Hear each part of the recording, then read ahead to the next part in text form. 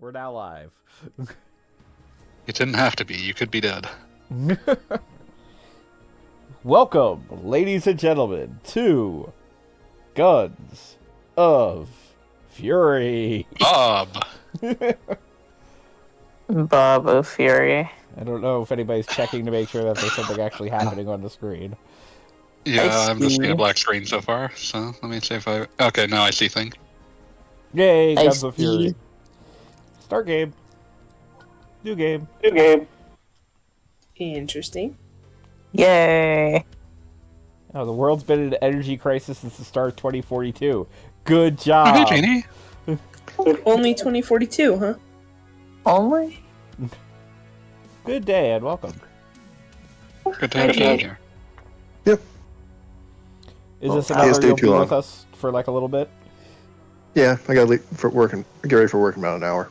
Yeah, that's not too bad. Not too bad. All the more reason to start Guns of whatever this dog shit is Fury! early. There's a wild rock raven in the chat.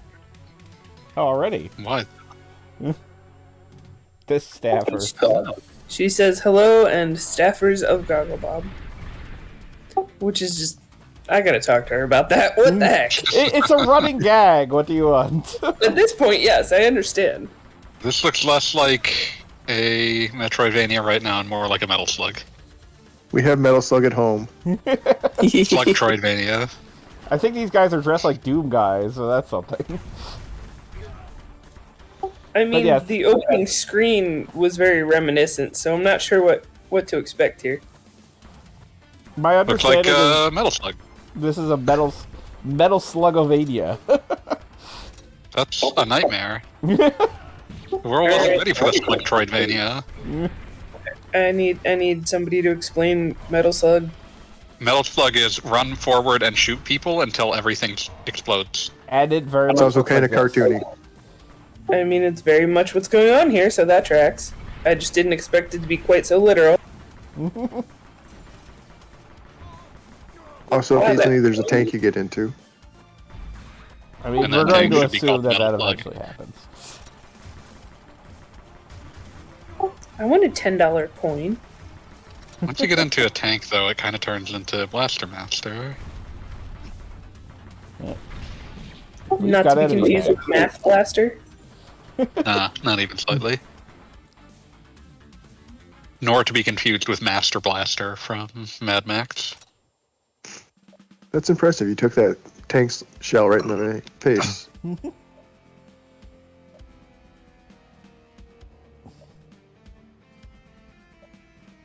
I like that we've at least got one enemy with a bionic arm, so...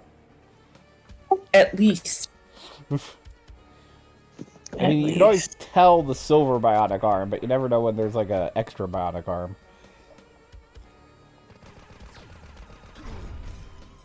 And then when he turned, instead of it being the same arm, it mirrored. Sprites, ladies and gentlemen. Well, it took me that long to figure out which one was supposed to be talking, so... Look who's talking. 2. God. What a cursed object. This is a trick! It was Metroid! Yeah, I was about to say. Alright, oh, I was gonna ask what the blinky thing in the top right is, but I guess that's a map. Never mind! Yep. That's how you can tell you've been tricked and it's a Metroid. You got gunned. Why did that man explode when you punched him? You don't ever have that happen? I don't punch people a lot, but also I don't think that's pretty normal either. I don't know. I punch right people kind a of lot. Do they explode? Depends. Maybe you're just not punching the right kind of people. True. Even worse for you. Yeah, does this is condone punching Slug-Troidvania. Also, that's like literal firepower, and I'm here for it. Yoga Fire. I like how we killed one guy and got his gun, and everybody else dies with their gun, and then presumably disappears forever. You can Right? get Like, why the- can't you pick up the bazooka? Exactly. You've got to earn the bazooka.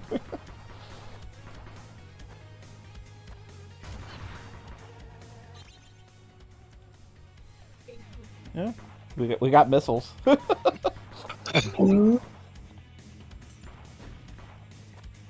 It's raining That kind said of shotgun, buddy. Chocobo doesn't know how guns work. I only know how Metroids work, and I just got missiles. I mean, I'm not gonna lie. The gun knowledge in this state is not exactly gleaming. That is true. But you were in one of those states where everyone kills each other, though. With knives. Depends on what part of the state you're in. Yeah, true enough. Burger. Free Got a burger. boiga. Yum, yum. All of that explosion and the door being locked actually prevents you from going forward. What the hell is that? It's a video game. That's what bazookas are for. He hasn't found a bazooka yet. Yeah, I don't know what missiles he's talking about either. He's referencing the idea of the missiles from Metroid being an alternative form of fire. Thank you. I found secret mushrooms. Secret Wouldn't- mushrooms? Would not eat those. I mean, I would eat those. Wall mushrooms. Ugh. I love how absolutely disgusting fanboy sounds about that too. Like very specifically, not just mushrooms, but wall mushrooms. So I don't Even love better. mushrooms at the best of times.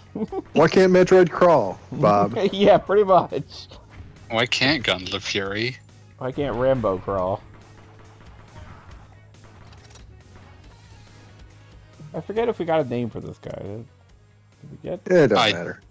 Yeah, I don't think that any of us would have remembered it anyway. We're just gonna call him. As Bob. evidenced by the fact that you sure as hell didn't. It'd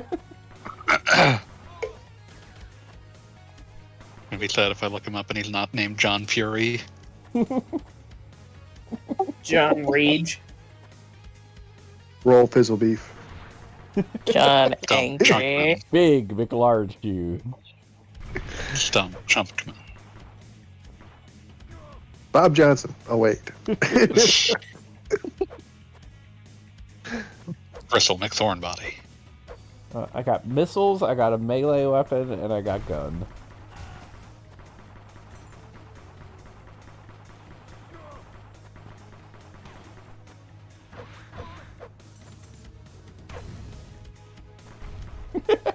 I slashed You a barrel. assume the role of Vincent Fury. Vincent. Vinny. hate that name.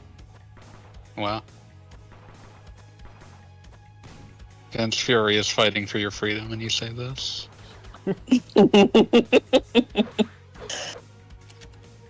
Bob, I don't think you can go that way. Evidently. But I'll come back Until you later get with the a power explosive. up that lets me. Yeah. You cannot sit in a What if random Goggles chair. Bob was good at video game? What What if? Then we'd be watching somebody else play. So you say that that it is existentially required that Goggles Bob be bad at video game in order for him to both exist and for this stream to exist. I feel like I am being insulted game. here. Oh, you are. Bobblegog, it is your stream. Of course you are. Bob, Can't go that way. Bob, our private chat is called Bully and Goggle Bob. Come on. Yay! We spend a lot of time bullying you in private and in public.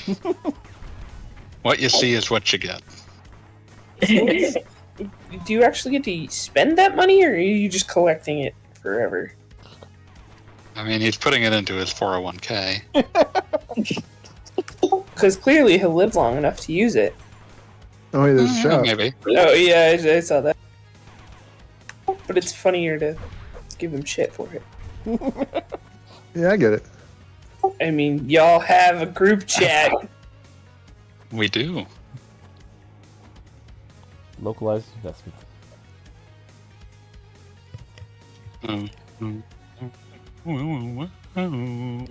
What, you didn't get a double jump yet? No, I'm sure that's coming. You need the jump jets. How come they could roll on the ground? As they found the roll They learned that skill as a already. leaf.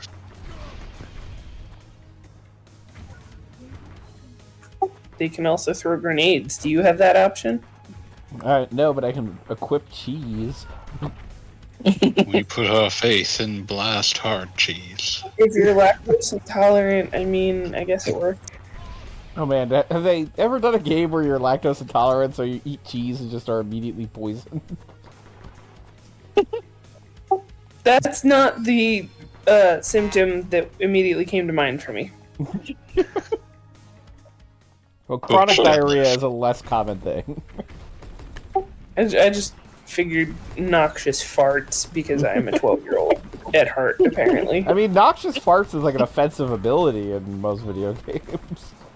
Blend chest hair. Are you giving the rest of them names too? Sure, why not? Well, dude, I just rampaged a building. Don't you have Primal Rage this area? Now it's only 2 stories instead of 3. I am reducing property values for freedom. I would appreciate reduced property values. I feel like that would improve my freedom. This neighborhood is improved.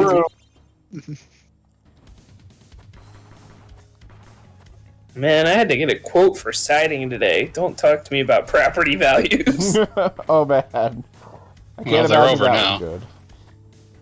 Nothing's valuable anymore. I like I'm that- sorry, I just say things. Don't be sorry. I'm just ripping off of it. No, I'm just saying in general. I just say things. That was an apology, not for any specific statement I made. Just for any my devil may past care and attitude to future whether my ones. statement should have any value at all. Noted. Oh, We'll now I can still throw grenades. respond. Did you just bring a gun to a knife fight and still get hit? I mean, Fire grenade. he threw 3 die. And you were bad at dodging all of them. If you had just ducked, you would have been fine. Duck, duck, goggle, bob. So apparently, using 1 grenade uses 10 grenades. Oh no, that was the ammo expansion. Trying to figure out why I have 40. Nice job, out of 50. dipshit. Now I can go blow up crap. Because I destroyed a house. I appreciate this guy's running animation. I like it. Why is there a red dot on the map? Oh, it's a save. That was Never a mind. save point, yes. Ask and answer my own questions. Awesome. We're all learning here, don't worry. This is a brand new game. It doesn't look very brand new, but I'll take your word for it. Came out this week.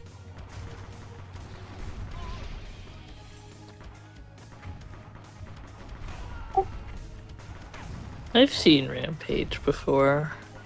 Oh, the movie? The game. Oh, okay, good. How was that? My brother used to play it. Did your brother let you play it too? No, I'm in that weird space where it's like, I don't know, he was the older sibling, so he played all the video games and I would just watch. I mean, that's allowed. But Rampage is It's definitely a struggle. multiplayer game, so... Oh. Had, Well, I don't know what was with the version. I don't know. Do you remember what it was on? iPad. Gotcha. Well, that explains the lack of multiplayer. Yeah, that would probably reduce Yeah. things. Yeah, to date myself, I played Rampage 2-player with a friend of mine on the Commodore 64. To date myself, but differently, me and two friends spent like an entire night trying to reach the ending of Rampage World Tour on the N64. Nice! Did not work out. Did not reach the moon. Yeah, no, it takes forever. Unfortunately, we did not own an N64 memory I card was gonna say, you because basically that need a seemed memory insane for a card. cartridge system. I will state that Rampage World Tour is infamous in my mind because I was a teenager at that point, and I always like telling the story of we were playing it 3 players, and one of my friends lost, and then somebody ate him. As you do. And he was very pissed off by that and said, I swear to God, if you eat me one more time, I will punch you in real life. And then my other friend I ate him assume this was again. put to the test. And somebody got punched in the face. I feel like the piece of advice from Rampage World Tour that I remember the most clearly and which has served me the best is the loading screen tooltip puking is painful. I mean, it's not wrong, but that's such Yeah. a bizarre tooltip. It's just to remind you not to eat everything because sometimes you eat something and it makes you puke and that hurts.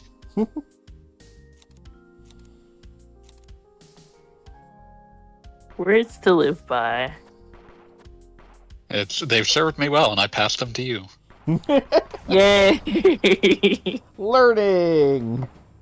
But yeah, during the PS1 and 64 era, there was like this brief period where they tried to revive Rampage as a brand.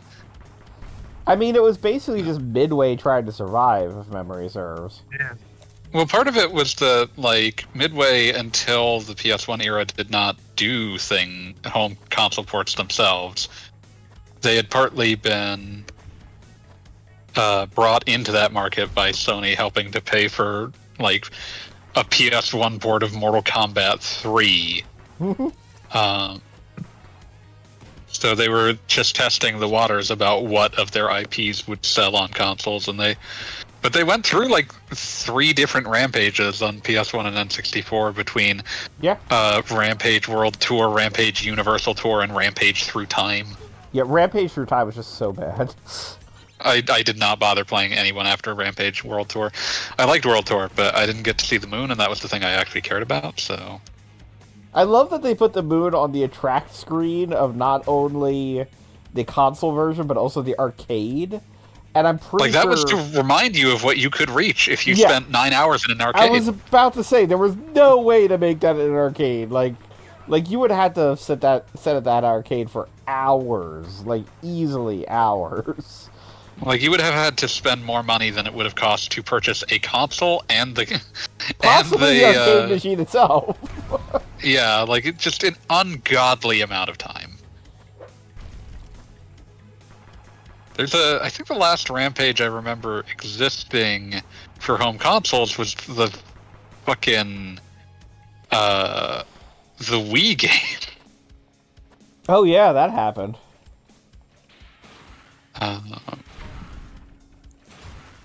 Let me check this. There might have been like an app that went along with the movie. Yeah, the fact that like we didn't get anything for the movie kind of disappointed me on a basic level. Yeah, Wikipedia claims something was technically made that was technically... Oh, there was a redemption game for the arcade. Jesus. Redemption? You know, like the things where it spits out tickets. Yes. But yeah, other than that, the last console Rampage was Total Destruction. A PS2, Xbox game... no Xbox. PS2, GameCube, and Wii. Jesus, what was it doing on the GameCube in 2006? Well, you know, the Wii wasn't all that that. successful. Well, that's when the Wii was new as well. Yeah, it came out pre-Wii, but it was one of those things where it's like most third parties had kind of abandoned making GameCube versions by 2006. So it's kind of wild that they still bothered with that. But hey, you can. The Wii version was apparently the only version released in Australia. In case, I got nothing. In case that impacts you in some way. In case you're Australian and just really want to play the worst Rampage available.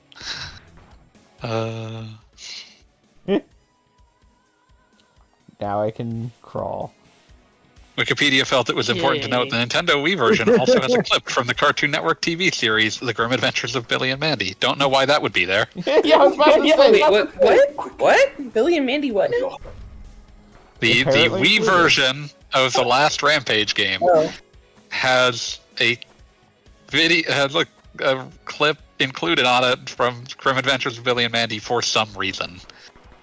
I love that show. It was a great show. It's a fun show. It's just like I don't know what it's doing there. Like I don't know what tie binds these two things. Why are you here? I don't know why I asked, because I don't own a Wii, so I've never... Or, not a Wii. Yep, never mind. Words. Get up on the sentence. Brain heard Switch. Oh yeah, well, if we get consoles I own. if we get an episode of the Grim Adventures of Billy and Mandy on a Switch game, that's going to be amazing. That'll be like when they put when a South Park short found its way onto Tiger Woods PGA Tour '98. God. Yeah, well, that was at the time when everything about South Park was like underground, so that makes perfect sense. I'll explain in a moment.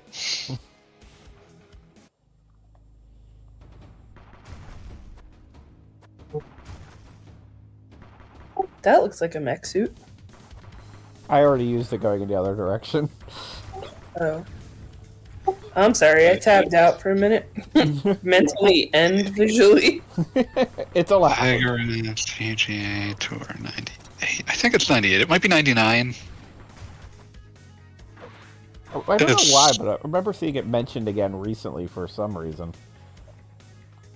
I mean, I might have been the one bringing it up. I think it's PGA Tour '99. Yes. The first 100,000 pressings of Tiger Woods '99 for the PlayStation contained an Easter egg. I don't think this was an Easter egg. If the disc is loaded into a computer, directories for files of the game would appear along with a QuickTime file titled zzDummy.dat. When played, it is a VHS recording of 1995's The Spirit of Christmas short film, Jesus vs. Santa, by Trey Parker and Matt Stone. Oh, the one that created South Park. Yeah, Yep. so that was the thing that got shared like everywhere in Hollywood before they just went ahead and approved it. EA recalled these copies of the games a few months after it was released, calling the short objectionable to consumers, and subsequent versions did not contain the file. That was back when, like, final pressings of games could have genuinely bizarre things buried in the data, because who gives a shit? There's at least one Atelier game on Dreamcast that had, like, a straight-up computer virus on it that would never run in a Dreamcast. It would only even potentially run if you put your Dreamcast GD-ROM into a computer. I mean, who gives a shit? Who cares what we put on this disc? Who cares? Who gives a fuck? If they put it in the computer, they probably could burn it and pirate it. So, yeah, fuck them. Yeah, that was my thinking. It was a protection against piracy.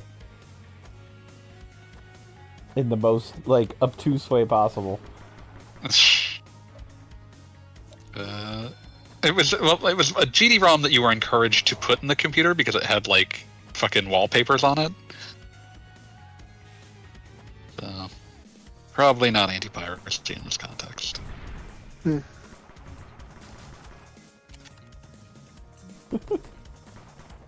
I shot an entire vehicle.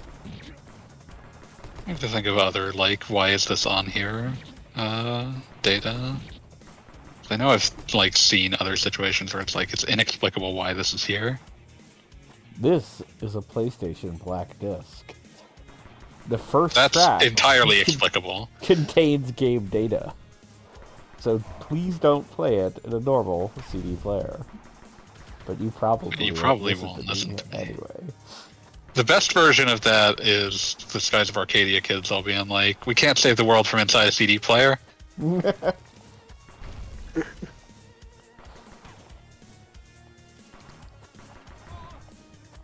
Skies of for the Arcadia days. kids.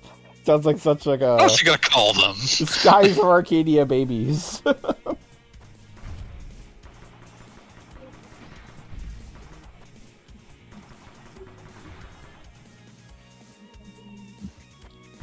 Skies of Arcadia babies. You got a machine gun. That's always good. Submachine gun.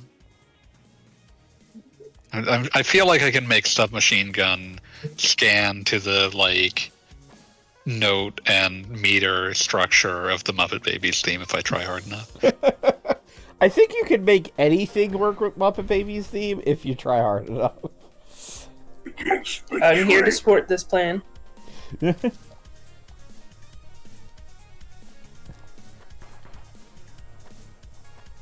Submachine gun, you'll make my dreams come true. Submachine gun will do the same for you. Yeah, this is happening.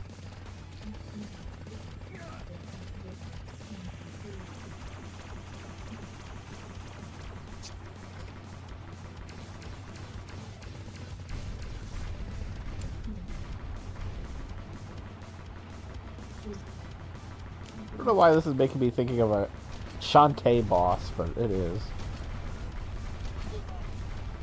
I don't know. It's making me think of Rocket Slime. Oh yeah, I can see that. I miss Rocket Slime. There should be more Rocket Slime.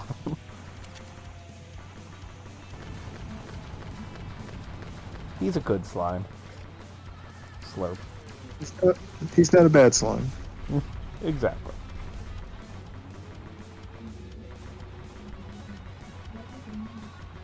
Yeah, this guy who's commanding an entire tank is gonna feel bad when I blow it up with just shooting it with my pistol.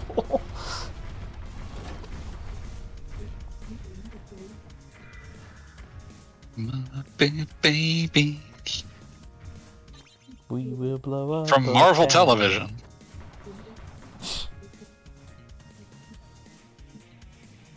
You ever think about what it like the how like would you have enjoyed being a writer for a children's TV series that meant you had to write way too much, but no one was ever gonna give a shit about anything you had actually written? I Like there's mean, something that's bracing about that kind of freedom. I mean, just Pirates of Dark Water was a show that just went in bizarre directions because, like, nobody was watching. Like, you need to sell the following action figures, nothing else matters. As long as you get those in there, you could write about almost literally anything. You got some sort of weird, fucked up fetish about Lion Man, the Mega Man cartoon, it's fine with that, as long as you have at least one scene of Eddie pissing in Mega Man's mouth. Nothing about what was just said was inaccurate. Also, the Mega Man... I mean, everyone always talks about the Lion Man episode, which, yes, that was completely insane. But for my money, the complete insanity has always been the fact that they had that freaking... the episode where all the robots get turned into robot cavemen. Like, there's a certain level of belief that you need to have that happen. What did I miss? I had to pop out for a moment. Oh, I was talking about the episode of Mega Man, the animated series, where the robots become robot cavemen. Also incredible. That's one of those, like, there's a certain perfect beauty that can only be achieved when someone legitimately doesn't care about what they're writing. Like, because, like, you get, I feel like you get this especially a lot with comic books, where, like, people are trying to emulate, like, Silver Age comics, which were written by, like, exactly two kinds of people. People who had no interest in what they were writing and did not care, and people who had extremely 70s New Age beliefs and knew that no one was ever going to pay them to write anywhere else, so they were going to put all of their ideas exactly here and nowhere else. And I mean, Jack Kirby, the heady mix of those two things. Yeah, that's what I mean. Like the heady mix of like you need your Jack Kirbys, like people who genuinely believe in everything they've written, no matter how daffy it is, and people who like their entire workflow was built around I want to be out of the office as soon as possible, and I don't honestly care what I've written at that point. Ages are done. Go. Well, who was the original Doctor Strange writer? Was that Ditko? That feels like a Ditko thing. Yeah, because that was like absolutely. This is what I believe, and this is what Doctor Strange is doing this week, and not super sane on any level.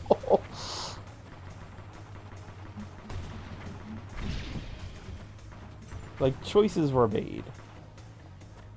You know, talking about cartoons and comic writers, I think it was by the time they got to Justice League Unlimited, I think I remember hearing one of the commentaries that they were talking about going back all the way to when Batman, the first animated series, was a thing.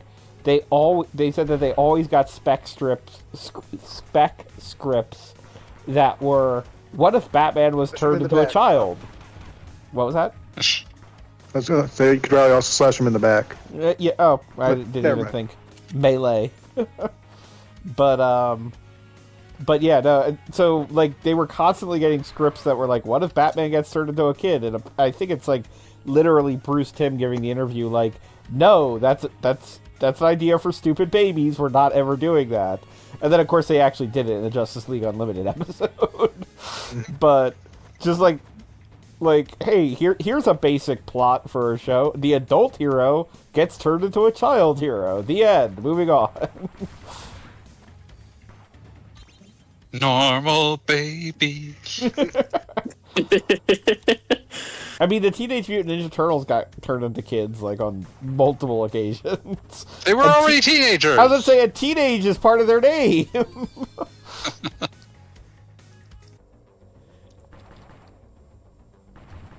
But to go back to what you're saying about cartoon writers and becoming comic book writers, one of the original writers on the Ghostbusters cartoon, the real Ghostbusters based on the movie, not the goofy Funimation one, was J. Michael Straczynski.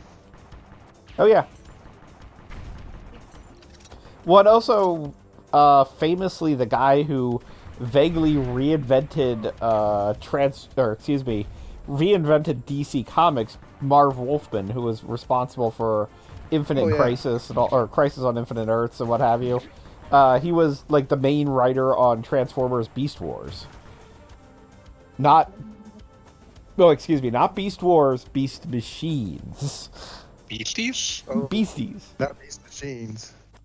Yeah, that was the thing, was that if you see interviews with Wolfman regarding Beast Machines, he was like, yeah, you know, back when I was at DC Comics, I made a lot of changes, and people really hated it, so I figured when people really hated this, it was, like, the same thing.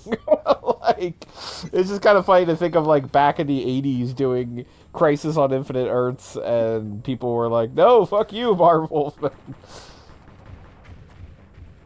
You're changing things. Then you got Larry Hama, pretty much created the G.I. Joe universe. Yes.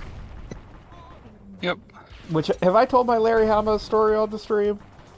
I think you have, but it's always worth hearing again.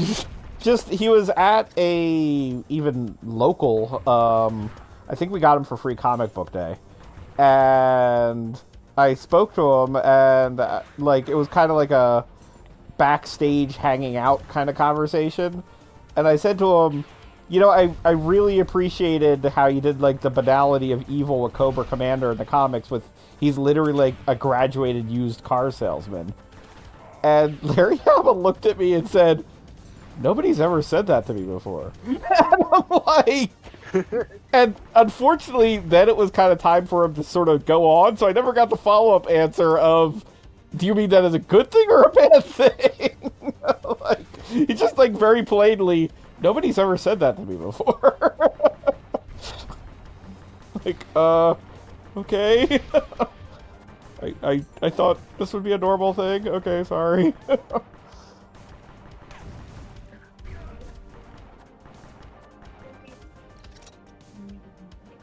And then we got a picture of him running the helicopter around. Unrelated to anything, I really hate unskippable cutscenes. Yeah. What was that? I said I really Everyone. hate unskippable cutscenes. Yes, well, so say we all. Most I do. believe. Tactical glasses. I Now guess you can those see are- You numbers. wouldn't hit a guy with tactical glasses, would you? I would. Okay, Wow. that's an ability. A Bilbo Baggins. I wonder if I'm eventually going to get the ability to see like the name of the dudes I'm shooting. The Bilbo ability. What are the words behind the question marks? In the middle of the earth, in the land of Shire, lies a brave little hobbit who we all admire. The Muppet Babies. That's not a hobbit at all. Fuck you, Are you sure one of them wasn't Disrespect. another? Bilbo. Don't disrespect the late great voice of Xehanort. Yeah. Specifically Xehanort. Listen, a lot there. I say that even though there are multiple late great voices of Xehanort, because a lot of incredible people have voiced that character for some reason. Because Disney is vaguely involved. It's time for Leonard Nimoy to have his role taken over by Rutger Hauer. Did Nimoy ever say how he took that job? Because he evidently No, loved I it. don't. Not that I'm aware of. As He was according- so as fun. according to the He's performance. having so much fun in that role. He's just being like the most cackling goblin man in human history. Yeah, no, he's like, I get to be a villain, and I'm going to be the most the villain. Like a villain. He never looked like he had a bad time in any role he did. Certainly mean- not, but he was having a fun time voicing Xehanort. I mean, there was a time when he would talk about like that he basically would have rather done Shakespeare in the Park than Star Trek, but he eventually sort of got over it. I mean, he did follow up "I am not Spock" with "I am Spock." Yes, exactly. Of course, part of me wonders how much of that is just because William Shatner's just a huge asshole. True. And yet, Nimoy seems to have been the only one that got along with them. Well, Also- some people know how to deal with assholes. Like you. Wait, he is the asshole, or he knows how to deal with them? The ambiguity is intentional. Okay.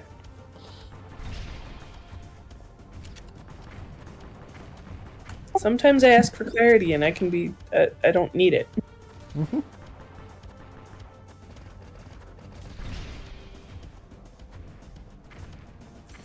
So as much as I appreciate what's going on in this game, it does kind of disappoint me that it's a Metroidvania, but with a beastry that is just like random dudes constantly. So instead of aliens. Yes, aliens, or oftentimes the Vania side of things gives us a great deal of bats. Zombies and what have you. Let it be known that the aliens in Metal Slug are named Mars people. We know this because of a great many fighting games.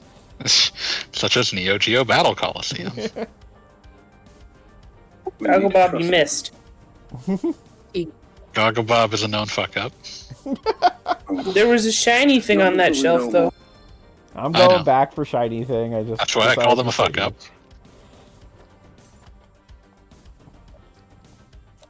Although I do have to say I wasn't all that impressed by the shop that we found, so I haven't been super concerned about getting money.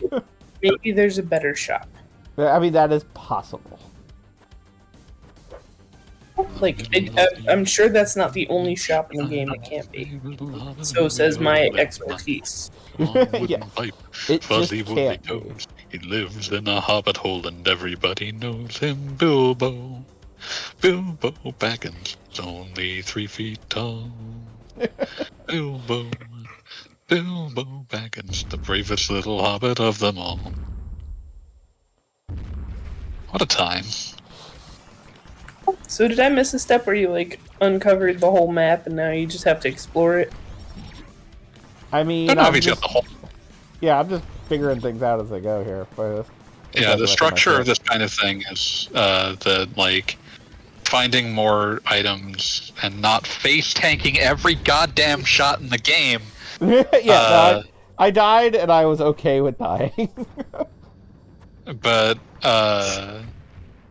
the structure is that like you find items and that opens up new parts of the map until you No, fight the final boss. that part I understand, but the actual map in the top right now it's filled. I think he in- found like a map that fills in a specific part of the map. Okay, thank you.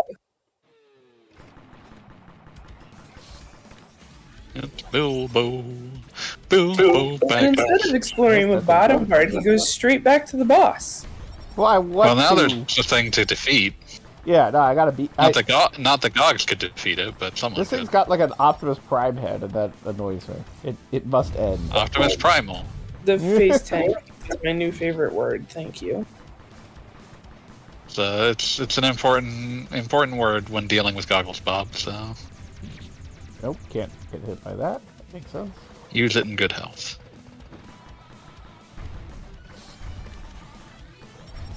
Wow. And then he jumps through the laser. Oh my god. Well, I was hoping that it was one of those deals where it only hurts the ground as opposed to where the laser is pointing. And what have we learned? Perhaps you just secretly wished to embrace the sweet release of death. Distinct possibility.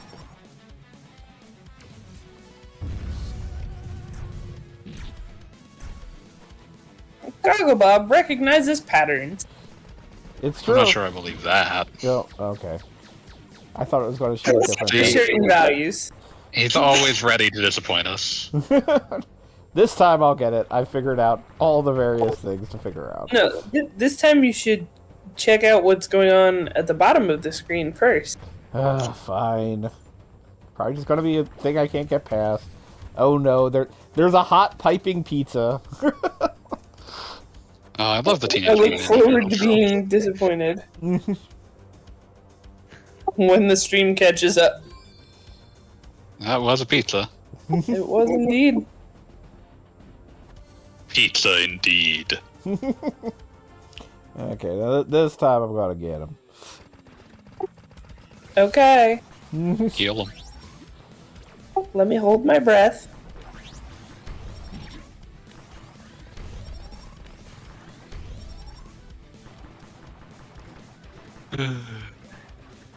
Ow! Ow!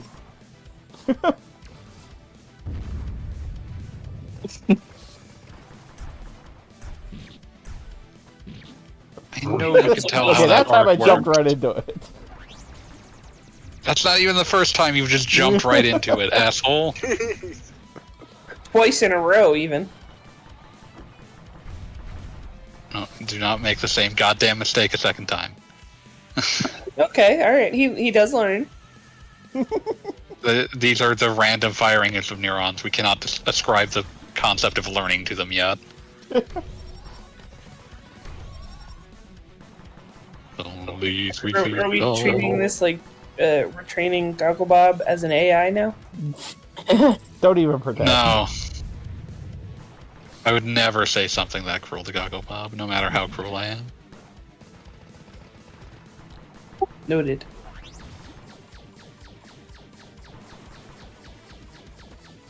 And yet, Bilbo Baggins, the slowest of them all. What was that about? I see. New things confuse me. hurry up Isn't and that kill true of us it all? Well, Whoa, kill or well. be killed. Thrill or be thrilled. Thrill ho. Welcome, Thrillo. Were you the Bloodstorm owner, Goggles Bob? I mean, I will say my Thrill. parents were not people who would just go with Parents any were whim. not people. But my grandparents, I could probably convince to buy Bloodstorm or go to hell. I remember having to make my case to my parents about why I should be allowed to play Resident Evil. Nice. It was My a long. I was just going to say, my parents very distinctly did not want me having Mortal Kombat in the house. Like, they weren't going to stop me at the arcade, but they were not happy with the idea that I would have it for the home console. The fact that I didn't care about Mortal Kombat made my parents more willing to believe me when I said I needed to play a different M-rated game. Resident Evil, my campaign revolved around, like, reading developer interviews around the intentions around how the game was meant to be played, and the fact that it did not involve shooting literal living humans, because that would be bad. Yeah, that makes sense. Mom, they have the T-virus. But it was also just the fact that, like, the entire game's design was actually shooting things is usually a bad thing because it means you're running out of resources. Yeah, it's technically true. I never really thought about it too hard, but that is 100% accurate. So yeah, with that I was able to convince them to let me. Yeah, with that I was able to convince. I think as much that I was willing to think this hard about it was enough to convince them to let me play it. It's always nice when your child prepares a book report for a video game. I made a fucking book report. I was reading interview excerpts from the game's director about how it had been made. I was going into that shit. Nice. I will state that I learned most of my vocabulary from issues of Nintendo Power, so my parents were happy with my video game addiction. My parents appreciated the fact that I enjoyed video games because I gravitated so much to fucking RPGs and games with a lot of puzzles in them. And also, like, the RPGs because it meant that I had to learn to read. I was a bad reader until I was in 2nd grade. Somehow, Final Fantasy VII's bad translation did not, like, destroy the language section of my brain. I will state that there were a number of video games that I played when I was younger that obviously the translation was terrible, but since it was a video game, I took it as, like, the adult in the room. So, like, logically, they wouldn't be wrong. How could video games steer me wrong like this? Yes. Get equipped with is a normal phrase that normal people use.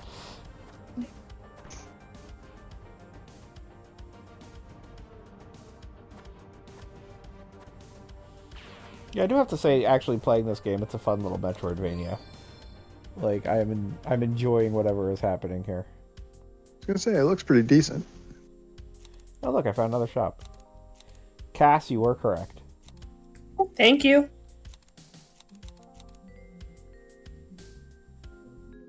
Is it better, though?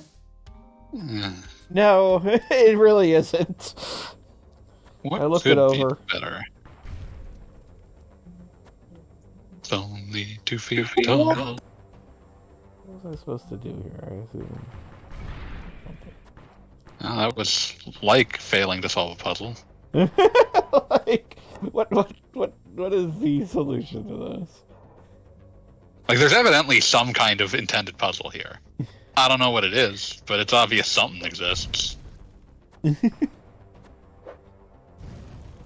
Did you shoot the barrel? I Yep. shot Yes, the you tried barrel. that. It's the parable of the barrel and the tank. Everybody knows this one. Now come back here. This is reminding me of playing.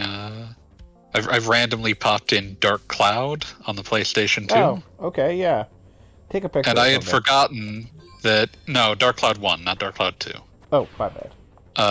The thing that I had forgotten was that the game's tutorial music is basically just the Layton thinking about a riddle music. Yeah. Like, I dare you to listen to those side by side. It's incredible. That reminds me of a puzzle.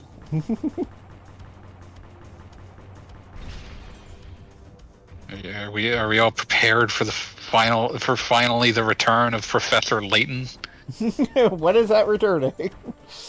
New World of Steam is, I believe, TBD 2026. Okay, that's like a year. I'm familiar with the concept of the future. I'm not convinced it's going to get here, The but unwound future? odds are likely. The unwound future? Yes, the unwound future. Okay, let's see. They did not Oh, I decide to guess do it was set for 2025. It's just they announced it in 2023. that. Okay, so I kind of connected things here. Only 3 feet tall. Didn't check that one area though.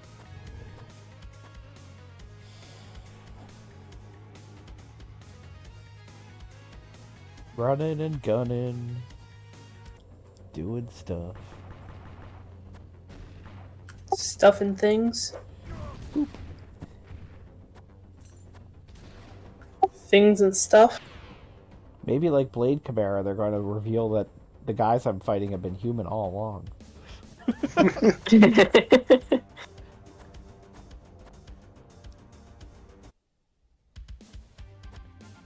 Yeah, of course, I went this way and there was literally nothing.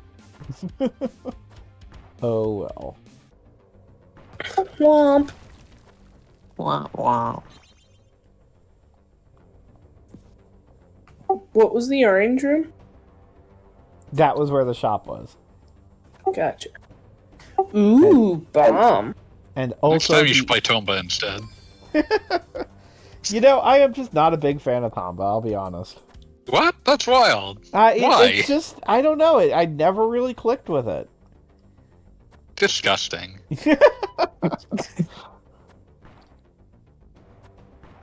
I would say I expected better from you, but it's you, so I didn't. Cruel. Is he wrong?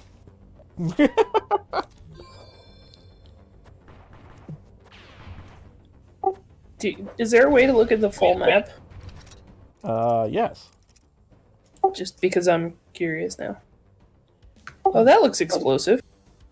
Like 13.6% of the map I have uncovered. That's specific. I mean, it's what it says on the map. No, I see it, but it's just like that's interesting.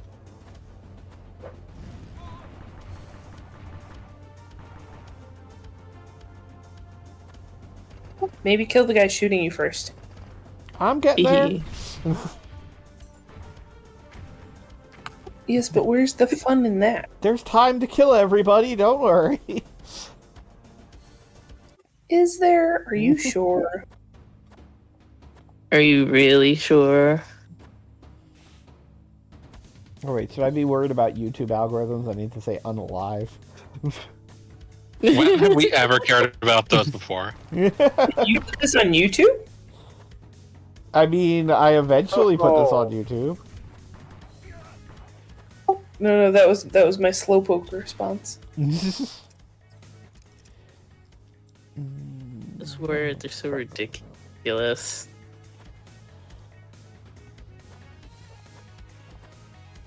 Unalive. I just love that when, like, I mean, it's something that goes all the way back to Leet Speak, but just basically the idea that you're being censored or watched when, like, so many people who have, like, 3 followers are like, well, I better not, like, say this word that's banned. Like, buddy, the algorithm ain't picking you up in the first place. Oh no, I might get demonetized. Yeah. I mean, like I said, Leet You were Speak goes getting back to... monetized? goes back to the old days of, like, forums where there were 6 people on there, and it was like, oh no, we have to, you know, the police might find us or something. I don't even know what the thought was.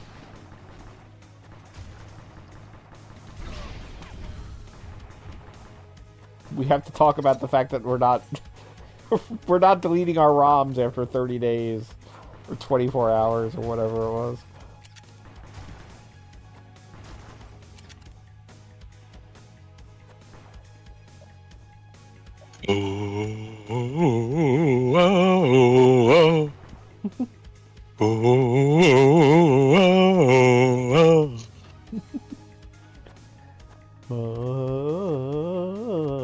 Babies. That was a quite scan. Don't like that one. I'm just a big Tarzan boy fan. I'm far away from nowhere. More like Farzan. Wow. Rude. Fart fanboy. That sucks.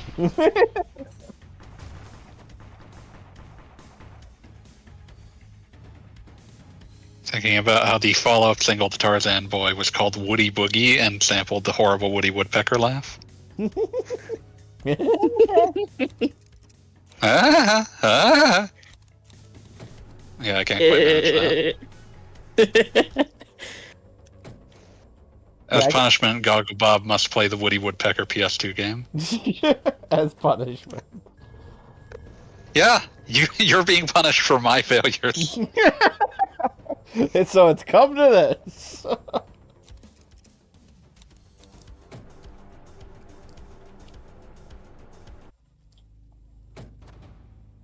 Yeah, I remember back in the old days of like Napster and alike, I tried downloading what I thought was the Woody Woodpecker theme song, but it was like a weird European techno remix of the Woody Woodpecker theme song. This is going to turn out to be Woody Boogie, isn't it? No, it is not Woody Boogie, but it is.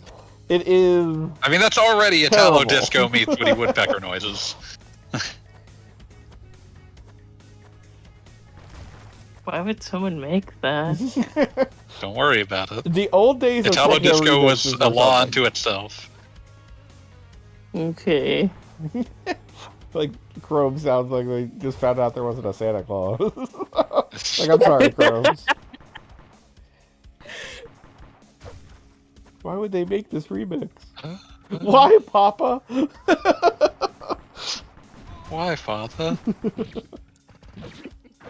Woody Fishbowl, Boogie, Bart. Woody get Why down did I have the tonight. fishbowl? Woody get down tonight, we're on the go. Oh, Woody Boogie, Woody Boogie, Woody get down tonight. Woody get down tonight, we're on the go. Oh, God.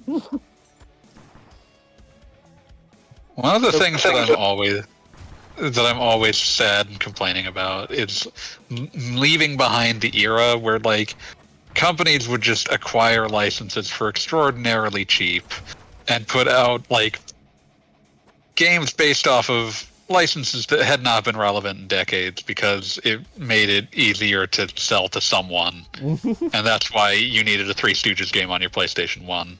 And on That was your technically Nintendo. a remake of that was technically a remake of an NES game that was a remake of a it gets really complicated. It's like it's a remake of an NES game that's a remake of a Commodore 64 game. Yeah, the fact that it was a Commodore 64 game was something I recognized when I played it on NES, because there was definitely that quality of you're supposed to be playing like a computer vaguely education game, or at least math is involved. How do you feel about Pink Panther Pinkadelic Pursuit? Bob, shut that wall that you just walked past. What was that? Which Go back to wall? that That one wall you tower. just walked past. Oh, hey, there's double jump. Never mind. That's more like Rubble Jump. God bless But you, yeah, double Pink- jump. Big fan of Pink Panther Pinkadelic Pursuit, which is not based off of the films, but on the cartoons that precede them.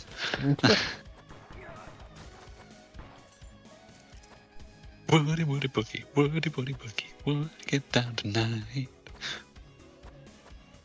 Yeah, and the ever popular the Fester's Quest for Nintendo, which like That's incredible. like when Predates was the last- Addams Family film. I was going to say, prior to that, when was the Addams Family last relevant? Like the 60s? 60s. Was the Some of these comic were in some definitely way still chosen on the running? basis that, like, the parent who was theoretically buying games for their children would recognize them. Well, that was like, there was a Howdy Doody shooting game, wasn't there? Or That's what? what I'm aware of, but I wouldn't put it against. I swear there like, was an NES Zapper There's an game that NES was, like, one Lone of Ranger them. game that Lone was made by the Ranger. fucking Bayou Billy people. Lone Ranger is probably it then, because I just remember there was I'm a Zapper assuming that game. it was made by. I have to be honest. I'm assuming it was made by the Bayou Billy people because it had a ton of the same like weird quirks about like constantly switching genres, That including could not have happened twice. including a gallery shooter. Like they're from the same developer. Like they are both from Konami. Like there's just like shared like design DNA between the two. Like I'm certain that there was common staff between the Adventures of Bayou Billy, aka Mad City, and the NES Lone Ranger game. Would get down tonight? This game is currently like $12, which I think is honestly a pretty competitive price for this kind of Metroidvania. Yeah, I mean, this is... obviously having purchased it, I know it's like, launch sale or whatever, but... Like, even without the launch sale, I think it tops out at like $15. That's the thing, like, I was expecting like something kinda shitty, but this is fun. And like, this seems pretty good. And particularly if I've only seen 15% of the map so far, like, this isn't going to end. Yeah, it seems like in 5 seconds. there's a decent amount of game in here. Yeah, we'll have to like point beat at this one. I think this is something he could have a good time with. Yes, agreed. I did this to myself. I was looking the song up ironically, and now it's in my head. You did this to yourself. I have like The brain curse. sponge for music. I mean, I feel like most people, like, memorize music weirdly. like this will now be in my head forever, and there's nothing I can do about it. That's me with most songs. Ooh. I assume there's some sort of wall jump you need to get. I was about to say, yeah, that seems to be the answer there.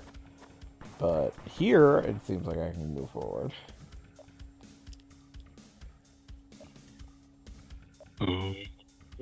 Whoa.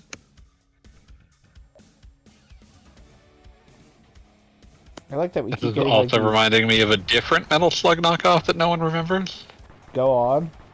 Commando Steel Disaster. Nope, no memory on that one. It was a DS game. Oh, that I might have had it. I swear I bought like every DS game that ever existed, and there were a lot. I had to like pull all of my DS games out of my parents' old place to put in storage, and good God, I had forgotten that I had that shelf of DS games had layers. Yeah. I mean, the DS. Because it was just like, well, you can go on. no, it was just because it was just like there was just so much DS stuff that was like, no, I can't justify more shelves. We're just packing in layers deep now. Yeah, the DS and the PlayStation 2 were concurrent with when I had like the most I don't give a shit income, so to speak. Like I didn't have the most I don't give a shit income, but DS games were also cheap. DS games were cheap, yes. And that's the thing. Because like, the PS2 era was not like I'm saving up to buy a house, so to speak. It was kind of like, yeah, I can buy a video game now. I can buy build many yourself a video house games. out of video games. See, there you go. That's exactly it. Wanna get down tonight? Go back to Muppet Baby.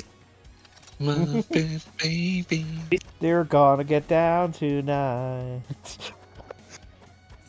Muppet Baby. I used to watch that. So say we all. Which one? Just several.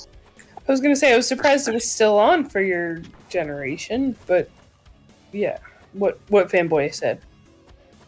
I didn't hear what he said because there was like some weird overlap. Yeah, I was saying which one because there have been several Muppet Babies. No. Was it 2D? Well, Okay, thought so. There's non 2D Muppet. No, never mind. Don't ever. There's been a CG one, yeah.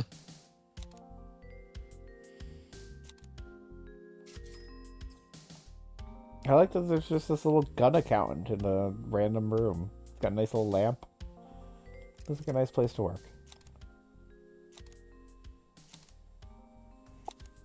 I mean, it looks better than my old office. I mean, you could use a window. The bar is on the floor.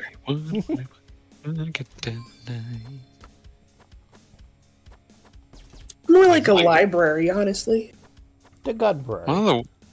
One of the wild things about like those old like syndicated cartoons was also just like the weirdness of season orders on them. Like the 80s Ninja Turtles that has like one season that's like 50 episodes, and then a bunch of seasons that are like 5 episodes. I was gonna say like 12. Hey, this guy had a name. The Verminator. It was Axel. Okay, so yeah, the first season is officially just the first 5 episodes. Then there's a reasonable season order of 13. Then an unreasonable season order of 47. 47? Yeah. Then another unreasonable season order of 41. Back to a reasonable season order of 20. 16. We creep back up, 27, and then 3 more seasons of 8 each. 80? 8 each. Okay.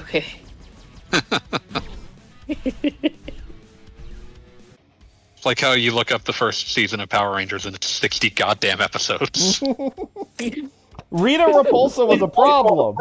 Good job, Dragon. Yeah. This time I know think- what I'm looking at. I think just on Mighty Morphin Power Rangers alone, there's 180 episodes of that television show. Well, Mighty Morphin includes like the Z series, right? It doesn't include Zeo. It doesn't include Zeo, but that's, Mighty that's Morphin still would an awful include lot. Lord Zed. It includes Rito Revolto. And also like that period where they got turned into kids for like, or like Tommy got turned into a kid. It was all very confusing. But point There are is many that things they went through like 3 entire casts as Mighty Morphin. They didn't. Like, there are still like members of the second Mighty Morphin cast all the way into like Power Rangers Turbo. Really? Oh, okay. Yeah. They knew not to bite the hand to feed like the first guys. Yeah, it's because the first guys wanted to fucking unionize. Yeah. Oh yeah. That shit was over. Well, they wanted to unionize, and the thing was, they wanted to unionize at a time when, like, they were the most popular kids show ever, and it was like, no, we're not doing that. like, it sucks. I remember learning a lot of this history by virtue of the fact that, oh man, I keep hearing Vash the Stampede's voice actor. Where have I heard him before? Oh yeah. And then it turns out he was the second Black Ranger. Yeah, no, I remember that when you said it. Yep. Why does it keep happening? God, there are so many characters. Okay, how many episodes are there of just Mighty Morphin? Okay, 60, 52, and 33 in the Mighty Morphin seasons. Part of the reason those numbers go down is because, one, for some reason Wikipedia is counting Mighty Morphin Alien Rangers as though it was its own show, which is insane. But also, because they rapidly run out of footage from the source Sentai, then waffle on whether they want to pay to have more footage made with those suits in Japan. And for a while they do, but 13 episodes worth of footage is more expensive than 60 episodes without that footage, so... They stopped. As if they didn't reuse half the footage within their own episodes anyway. Oh, they were rapidly reusing it over and over and over. Woody, woody, boogie, woody, I think woody. I've seen For the handful of episodes I ever actually saw. What the fuck? Wait, I'm sorry. This is so unrelated, but a power-up guy just said in the server like the name of his kid. Mighty Morphin Power Up comics. because he's having a kid. As one does. Yeah. He named him Gilbert. Why? I hope that's a family name. Big Gilbert, short for Gamer Dilbert. Does that mean he's inbred? No! Is anybody asking these questions? Woody boogie, woody boogie, woody get down tonight. No. I love how Chrome's is like, oh, this is completely off topic on a completely stream of consciousness thread. Or stream, rather. Let's talk So about let Muppet us Babies all- again. We're going back to Power Rangers, so I can talk about which Power Rangers have murdered people. More than one? I'm only aware of one, but I'd suspect at least one other. Well, one also, was it only one that died? Or was murdered, rather? No, committed murder. Wow. The Red Wild Force Ranger stabbed a man to death with a sword. Yeah. With a sword. With a sword! Yeah. As one does. Also, the original Yellow Ranger died in a Passed car. away. Yeah, in about 2000. Yeah, and unfortunately, the green, white, and eventually a black ranger, Pommy, he passed away, didn't he? Yeah, he was green, white, red, and black at various points. Then there you go. You could make an entire team with him as long as you were willing to reuse a color. So I think the IDW comics probably did. Oh, they have to have. I mean, somebody had to have recognized that was possible. Mm-hmm. Okay. On February 1st, 2015, the Red Wild Force Power Ranger was arrested after he allegedly stabbed to death his 38-year-old roommate Joshua Sutter on January 31st.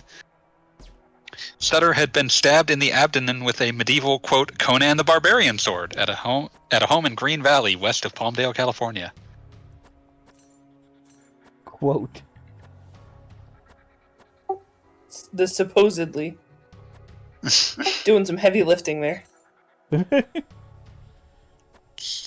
Posted is he bail, in got jail? arrested again, pled down to he pled it down to voluntary manslaughter, and was sentenced to 6 years in prison. He tripped and fell on that sword.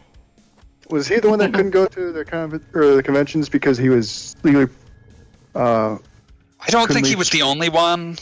He was legally barred from swords. I want to say Steve Cardenas did something that prevented him from going places, but I can't remember what it was. Steve Cardenas being the second Red Ranger. Well, that was a bomb.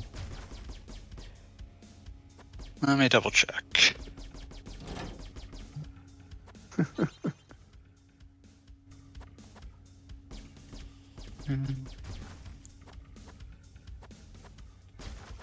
Okay, I must be conflating him with someone else.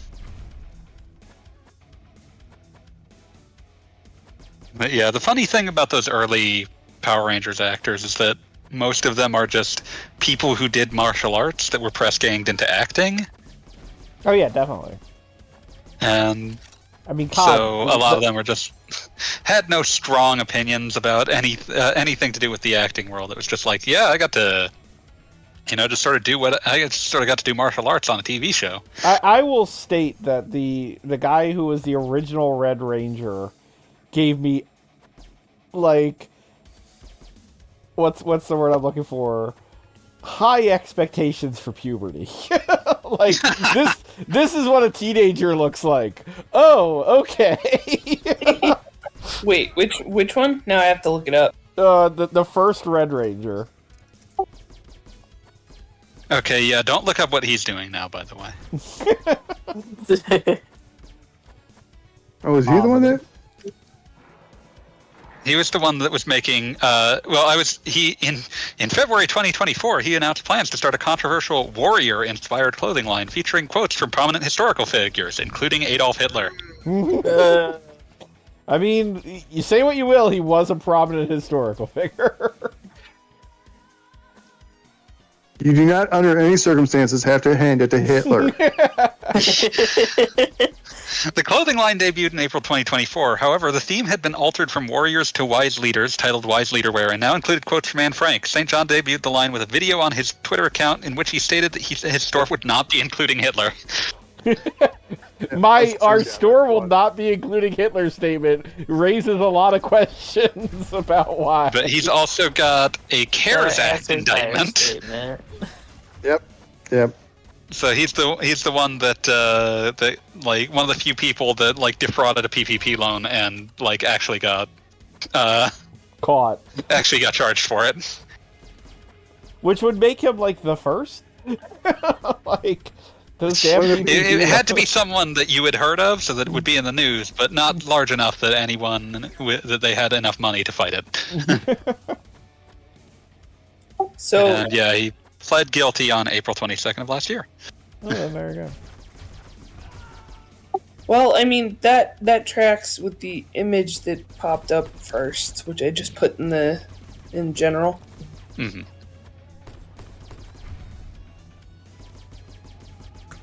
I mean, it looks like this is actually from an updated Power Rangers show, movie, something. Wow. Yep. Would he qualify as Big McLarge Huge? Bob, don't bother shame.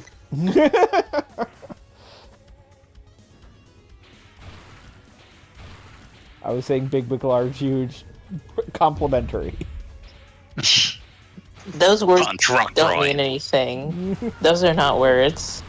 Rip steak face. Roll It's fizzle also not words. Brick hard meat. No. Bristol McThorn body. This is what your friend should be naming their child. Buff hardback. Buff hardback, there it is. Slab squat thrust. Touch rust rod. Beef blast body. Smoke man muscle. I've heard these all First name before, and they Beef. still make me laugh. Hack blow fist. Space Mutiny is an all-time classic. There's a reason why that one's one of the most popular episodes. Crud bone meal.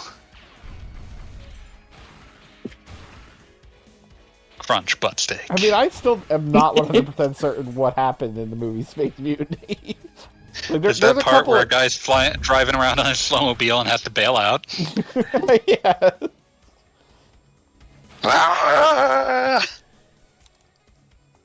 I will always remember that one because that's the one that's immediately followed by Roll Fizzle Beef. Big McLarge Huge. The Space Mutiny and the crazy mixed-up monsters that died and stopped living, or whatever the hell that title is. No idea The one what that's like happened a to light that novel one. title. Like, just The straight up... ones- I've watched that movie repeatedly and still have no idea what happens. I had a few on DVD that I watched like a million times, which means that I have like more affection for Merlin's Shop of Mystical Wonders than anyone should have. Nice. The You tell phrase, that monkey remember I said children, hi." believe in magic or I'll kill you, lives in my head forever. God, Well, that one- Go on, Genie. I was gonna say, well, that one's famous because they did Stephen King's The Monkey before Stephen Yeah. King did The Monkey. It's also just like an anthology of two random-ass horror things that has been inexplicably, like, given a framing device trying to make it seem like a children's movie. Mm-hmm. Genuinely bizarre film. Grandpa, no! No, you're gonna listen, Billy. You probably have to push it forward, Bob. Oh, yeah, that would make sense. Have you considered thinking? This is a game that's gun-based, okay? And also, I just, like, blew apart the bottom part of a building and know the building did not fall down in any way. Sad face. There's a lot of other things in the building holding it up. One side of it that I blew up. Woody, woody, boogie, woody, woody, boogie, woody, get down tonight. I don't know. Goggle Bob, when's the Woody Woodpecker marathon? Well, we already did Superman, so it is the next logical step. You can play Universal Studios for the GameCube that the system launched with for some reason. Yo, yeah, that was a launch game, wasn't it? Yep, extraordinarily bad. Somehow worse than it sounds.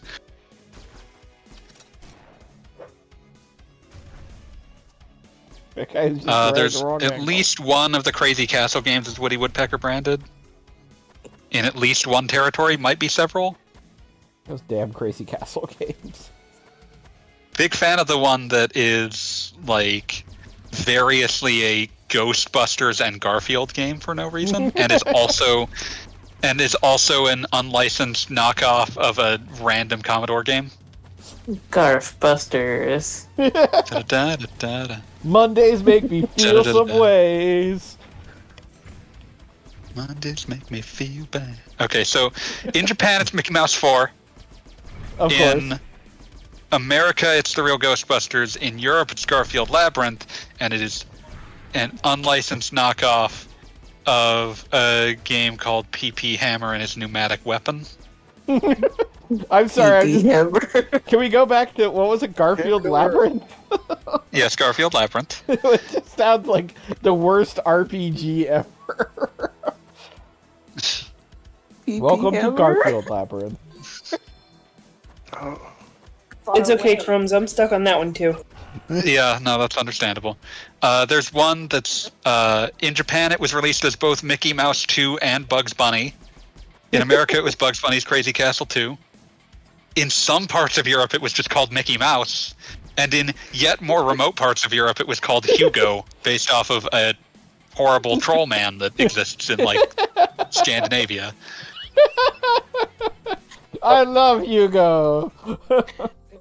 Wait. Is this all the same game? Yes.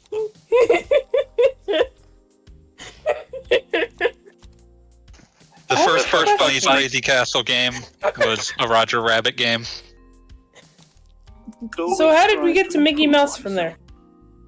Dude, who gives a shit? Okay.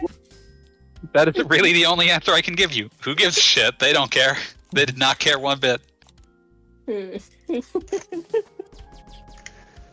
Somebody check out And then the Chrome. last one is inexplicably Woody Woodpecker everywhere. Everywhere. But not Hugo. Very disappointing. No, go fuck yourself, Hugo. Get out. Get out. Fuck you, Hugo. A game now. So, what we're going to do is we're going to break out all versions of that and have a race. I'll play PP Hammer. I called Hugo. I feel like we should let Chromes play PP Hammer. Oh my god. I'm broken. He'll die. Chrome.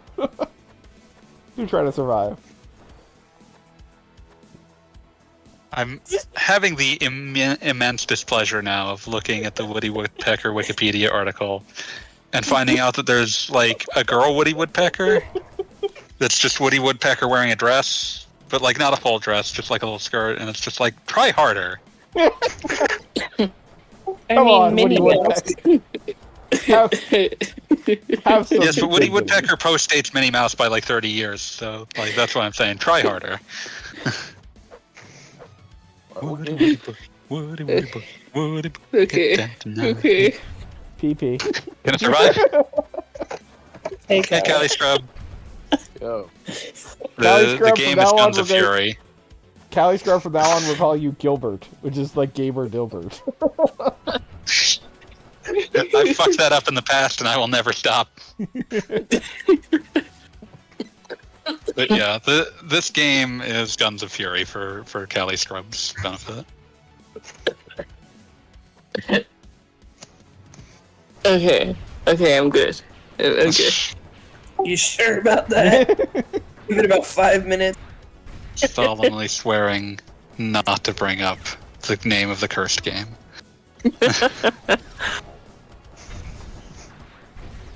You mean Mickey Mouse? Hugo. Ah, good old Huggo.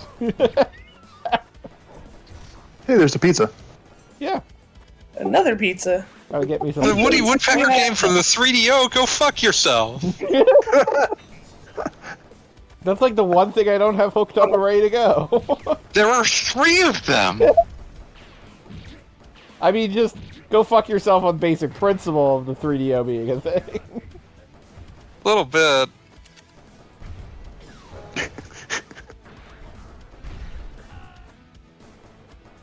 So is this a roguelike, or is it just basically like Flash Newgrounds Contra, or what's going on here? It's Metroidvania meets Metal Slug. Got it.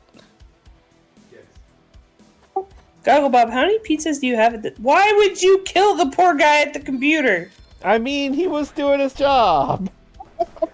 There is a Brazil-only Woody Woodpecker game for the Mega Drive. How many pizzas do you have at this point, by the way?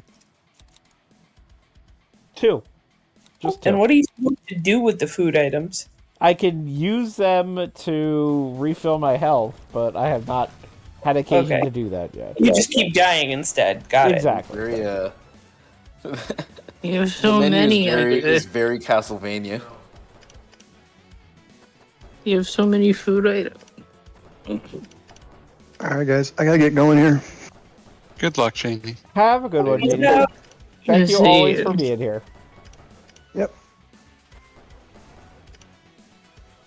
I'm going back to that thing I was talking about, where like people would get a license that no one had cared about in decades on the You PS1 go. and PS2, and just who gives a shit?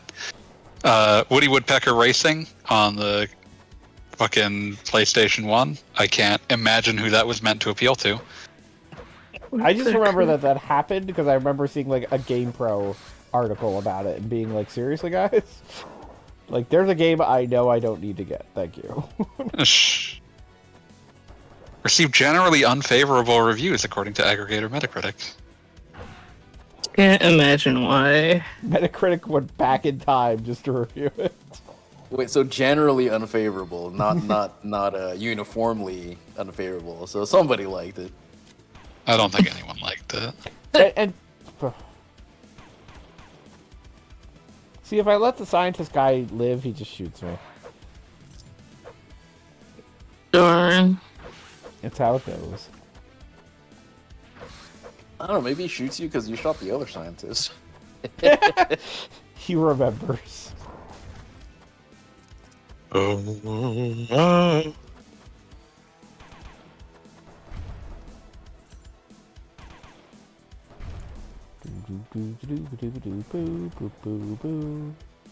wait, they actually cast teenagers as teenagers for Power Rangers? Holy crap. Recruit a team of teenagers with attitude. Wow. Alpha Rita's escaped. No, but I mean, they were actual teenagers and not 20-somethings. No, I Wait. understand. No, no, because, like, what? The guy who played Billy was, like, 23 to start. Okay, well, not all of them. What Gogglebob gets for being a goddamn nerd. My grandmother had TV Guide, and I remember when I was into Power Rangers, like, reading the articles. Go, go, Power Rangers. Oh, I just got to the CARES Act part. Yeah. Remember I used Go, to- go, Power Rangers. I saved a couple episodes of TV Guide and put them in a box. And I don't remember why I saved those particular episodes, and I don't know if that box. I just like how you're describing these magazines as episodes. Issues. We all know what he meant. Yeah, I know. I just thought it was funny. Would it get down tonight?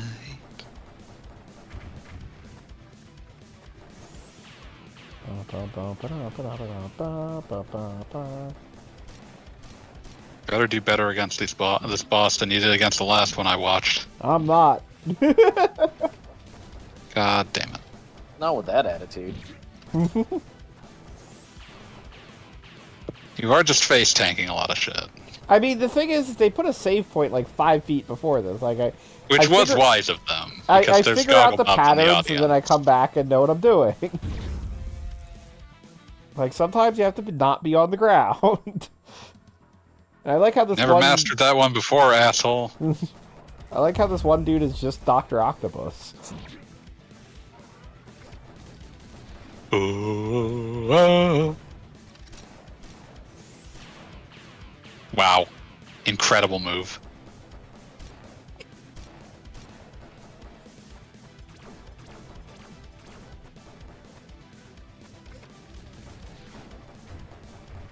I end up with so many open tabs for in conversations with you people. Now I need to look at every Power Ranger ever.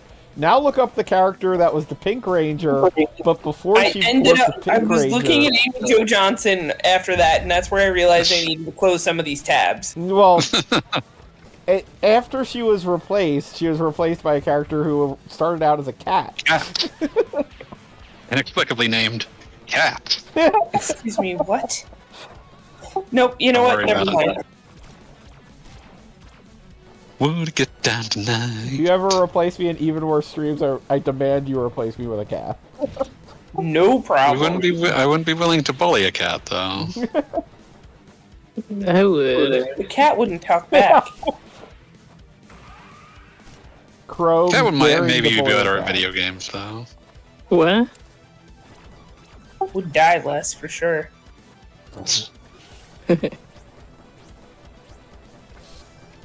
Woody boogie, woody boogie, would it get down tonight? Oh, what is this bullshit? You were supposed You don't do to damage if die. it's off screen, In asshole. health off screen. Holy crap.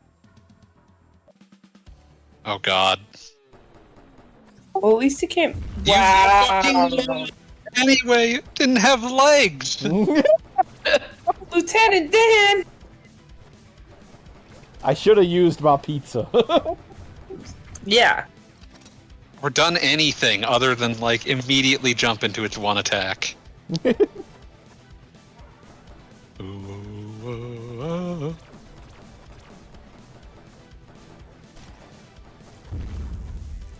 I did not expect you to make that jump. It's so nice when I actually accomplish things.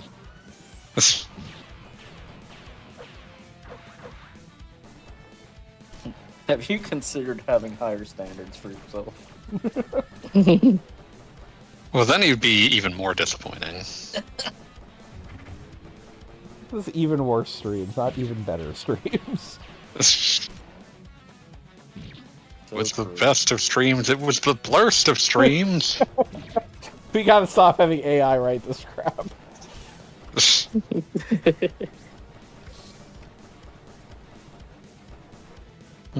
What's that? It can sit down and restore health?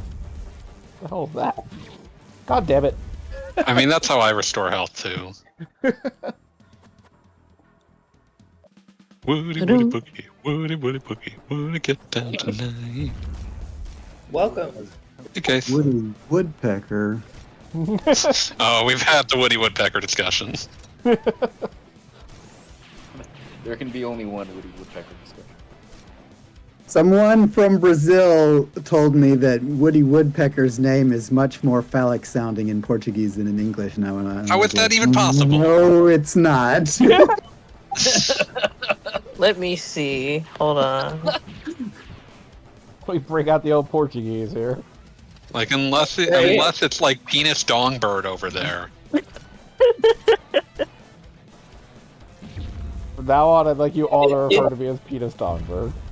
It's just woodpecker in Portuguese. That's not as.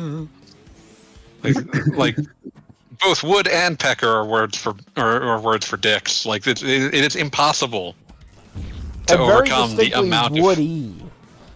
yeah. Like it is impossible to overcome the phallic nature of Woody Woodpecker. That's gonna be a called out phrase in this when this inevitably finds its way onto gogglebob.com. I have to say, it does hit my brain just the right way. Hi, Ampelvigor. He came in on discussions of phallic Woody Woodpecker. But I repeat myself.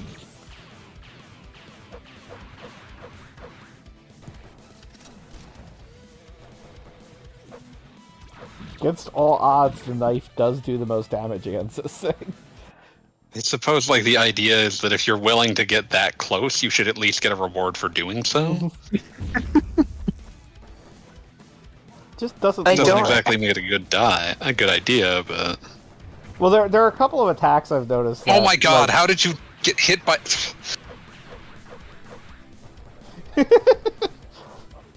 What's up for tonight? We are playing. Goggles Bob is playing Guns of Fury on the Goggle Bob Twitch page because Beat won't be here, so I didn't want to run through Tony Hawk without him. I see. Cass won't be here next week, so I'll play a smattering of different bad PS1 skateboarding games so that we can all remember how bad non-Tony Hawk skateboarding games were. So which ones are on? A guy I know who is doing some work for Electronic Arts is like, hey, does anyone here play the game Skate? It's like, I will pay you I will pay to interview you for your experiences with Skate. I thought, well, good fucking luck, buddy. The ones I had on the docket were 2 Extreme and Street Skater. Until I Can Bear No More and Surrender. 2 Extreme. When I think of a game called 2 Extreme, what comes to mind is the album 2 Unlimited Hits Unlimited. Extremely limited hits of 2 Unlimited. Meanwhile, I got more than words stuck in my head now, so thanks. Hooray! 2 Extreme is the sequel to ESPN Extreme Games, but eventually Sony lost the license to ESPN, so they couldn't keep calling it that. They've come up with the name 2 Extreme and decided that their best bet for re-releasing the prequel was to just rechristen it 1 Extreme. That was a little too much for somebody. That's awful. That's so awful. You crave 1 Extreme. Well, they went from what PS? Oh no, it was Xbox to Xbox One. So why not? Oh yeah, I remember that. Game subsequently released under the title of 1 Extreme as a way of indicating itself as a predecessor to 2 Extreme, and then there was a third one, 3 Extreme. And then the series died because it turned out that no one wanted that. It was too extreme. No one wants It was this. 3 Extreme. 3 is too many extreme. 8 is enough. One of the many games on the 989 Sports Studios Roll of Honor. 989 Studios. 989 Studios. Oh, 989 Studios. That's what you love. That's what you got to see when you want. So is this a Controidvania? Yeah. Excuse me, it's actually a Metroid Slug.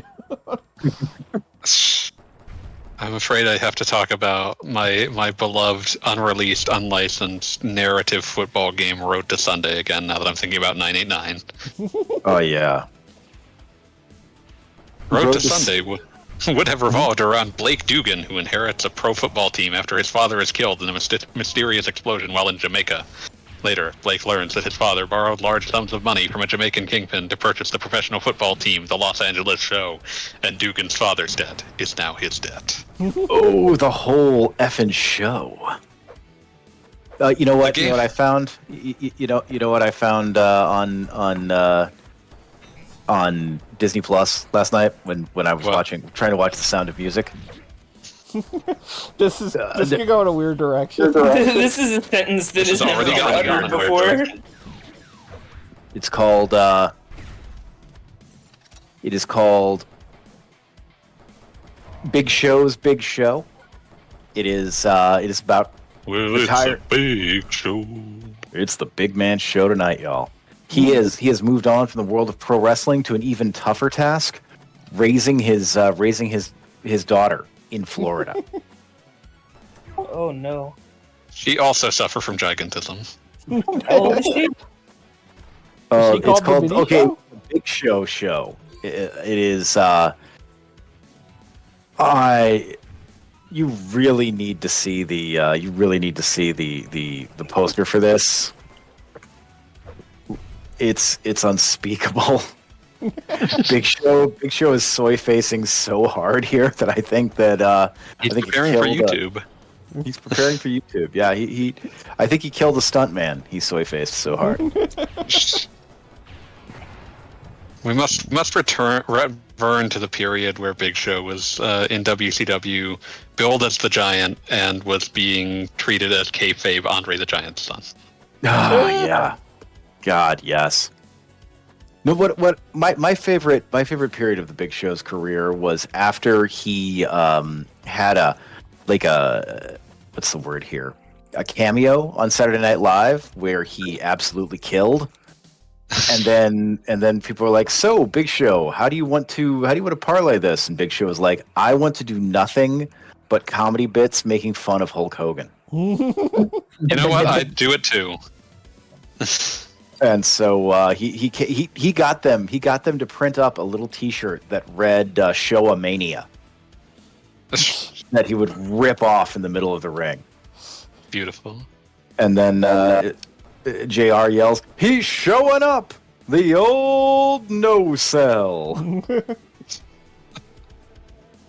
It was beautiful, and it lasted about 4 weeks. My cat is As you being do. loud and annoying. Apparently, the show That's is Cat's only 9 episodes long, and Jaleel White plays his best friend. That owns. I love that. This is incredible. It's only 9 episodes long because this show would have I don't know, it would have eradicated human civilization. It would just have been too. It did get a Christmas special though. See? Christmas. Yeah, it's 8 episodes and a Christmas special. Christmas. Now I'm He runs a imagining. fitness center and likes to invent things. I Wait, love it. Jaleel White is an inventor? Yes. Awesome. As if he's never, never played that character before. I'm wearing you down. Oh, God. Can I do that? He transformed what? Big Show into his evil alter ego, Little Programming. I'm wearing down. It's leaving more upsetting. What's that? I'm wearing you down. Oh. Nah, Like, man. that's an extremely off-putting catchphrase to have. Yeah, it is. Yeah, it is. It's like, yes. This is the neighbor child who keeps showing up, who refuses to accept your daughter is not romantically, inclined with him. It's like, yeah, this Somehow you're not just like totally- immediately like firing him out of a cannon. I was Yeah, about to say no, restraining exactly. orders are not issued. It's like this is the 21st century. This story usually ends in a murder suicide. They get together at the end of the show or something, right? Yeah, that's Probably. because TGI Friday, not TGI, TGIF was the programming block crafted by Satan himself. Step by step, day by day. Also, he had the cool version of himself, Stefan Urkel. Stefan Urkel. Remember Stefan I like Urkel? the point folks? where they completely do. lose their minds and start making episodes about like fucking Urkel going back in time and becoming a pirate. You know what? At some That point, was you're just good. like, at It's some late point, in the run. yeah, no, they're the first. What is it? They replaced multiple actors on that one on Family Matters. And there was one Multiple character who they actors. just didn't replace an actor for. She disappeared. She just went up the Yes. stairs and one day never came back. later known as the porn performer Crave. Right. That's right, folks. Family Matters pirate episode. Thanks, Google. Thanks. A Google. pirate's life for me. Yo ho. It was the final 8th season episode. You saved that shit for sweeps. Did that actually Sweet, happen? sweet. Was there really an 8th season? There's a 9th season, buddy. You know, by that point, Jaleel White must have been legitimately 40 goddamned years old. Like, Urkel and Carl go back in time on board a 1700s pirate vessel where they are made to walk the plank after Urkel dropped his time travel watch overboard. Fortunately, Myra, along with Laura and Maxine, come to rescue Urkel and Carl with her own time travel watch. you're just watching this show and you're thinking to yourself, for the first time in your entire life, you realize You know, if I just died right now, I wouldn't have to watch any more of this. I'm pretty sure that was my They dad's made reaction multiple every time I episodes was about like, let's evil watch this. puppets. I totally forgot that they made like a girl nerd counterpart for Urkel, and then they don't even get together. Nope. What? How do we feel about Stevel? What? The evil dummy. Yeah. Oh, And God. his fellow, like his partner in evil, fucking Carlsbad. No, this is terrible. I totally you know forgot what? about that episode until you reminded me just now. Until I reminded you of Carlsbad. I'm going all in on saying that Stevel is the reason that we have Goblin Hunter, the anime. Goblin Slayer. There's a straight Like, line. Evil. That is the purest of evils. Yes, exactly. Like it's like how in you know how in fucking Twin Peaks season 3, like it theorizes that the nuclear detonation at Trinity is the thing that like tore open our dimension and allowed ontological evil to creep in. Well, ladies and gentlemen, I give you Stevel. This article is a stub. You can help the Family Matters wiki by expanding it. I can help the Family Matters wiki by obliterating it from human memory. I don't know if it says it in the Family Matters wiki, but how old do you guys think Julia White was when he started playing Steve Urkel? Oh, I mean, 20 at 23. least. I'm gonna say 22.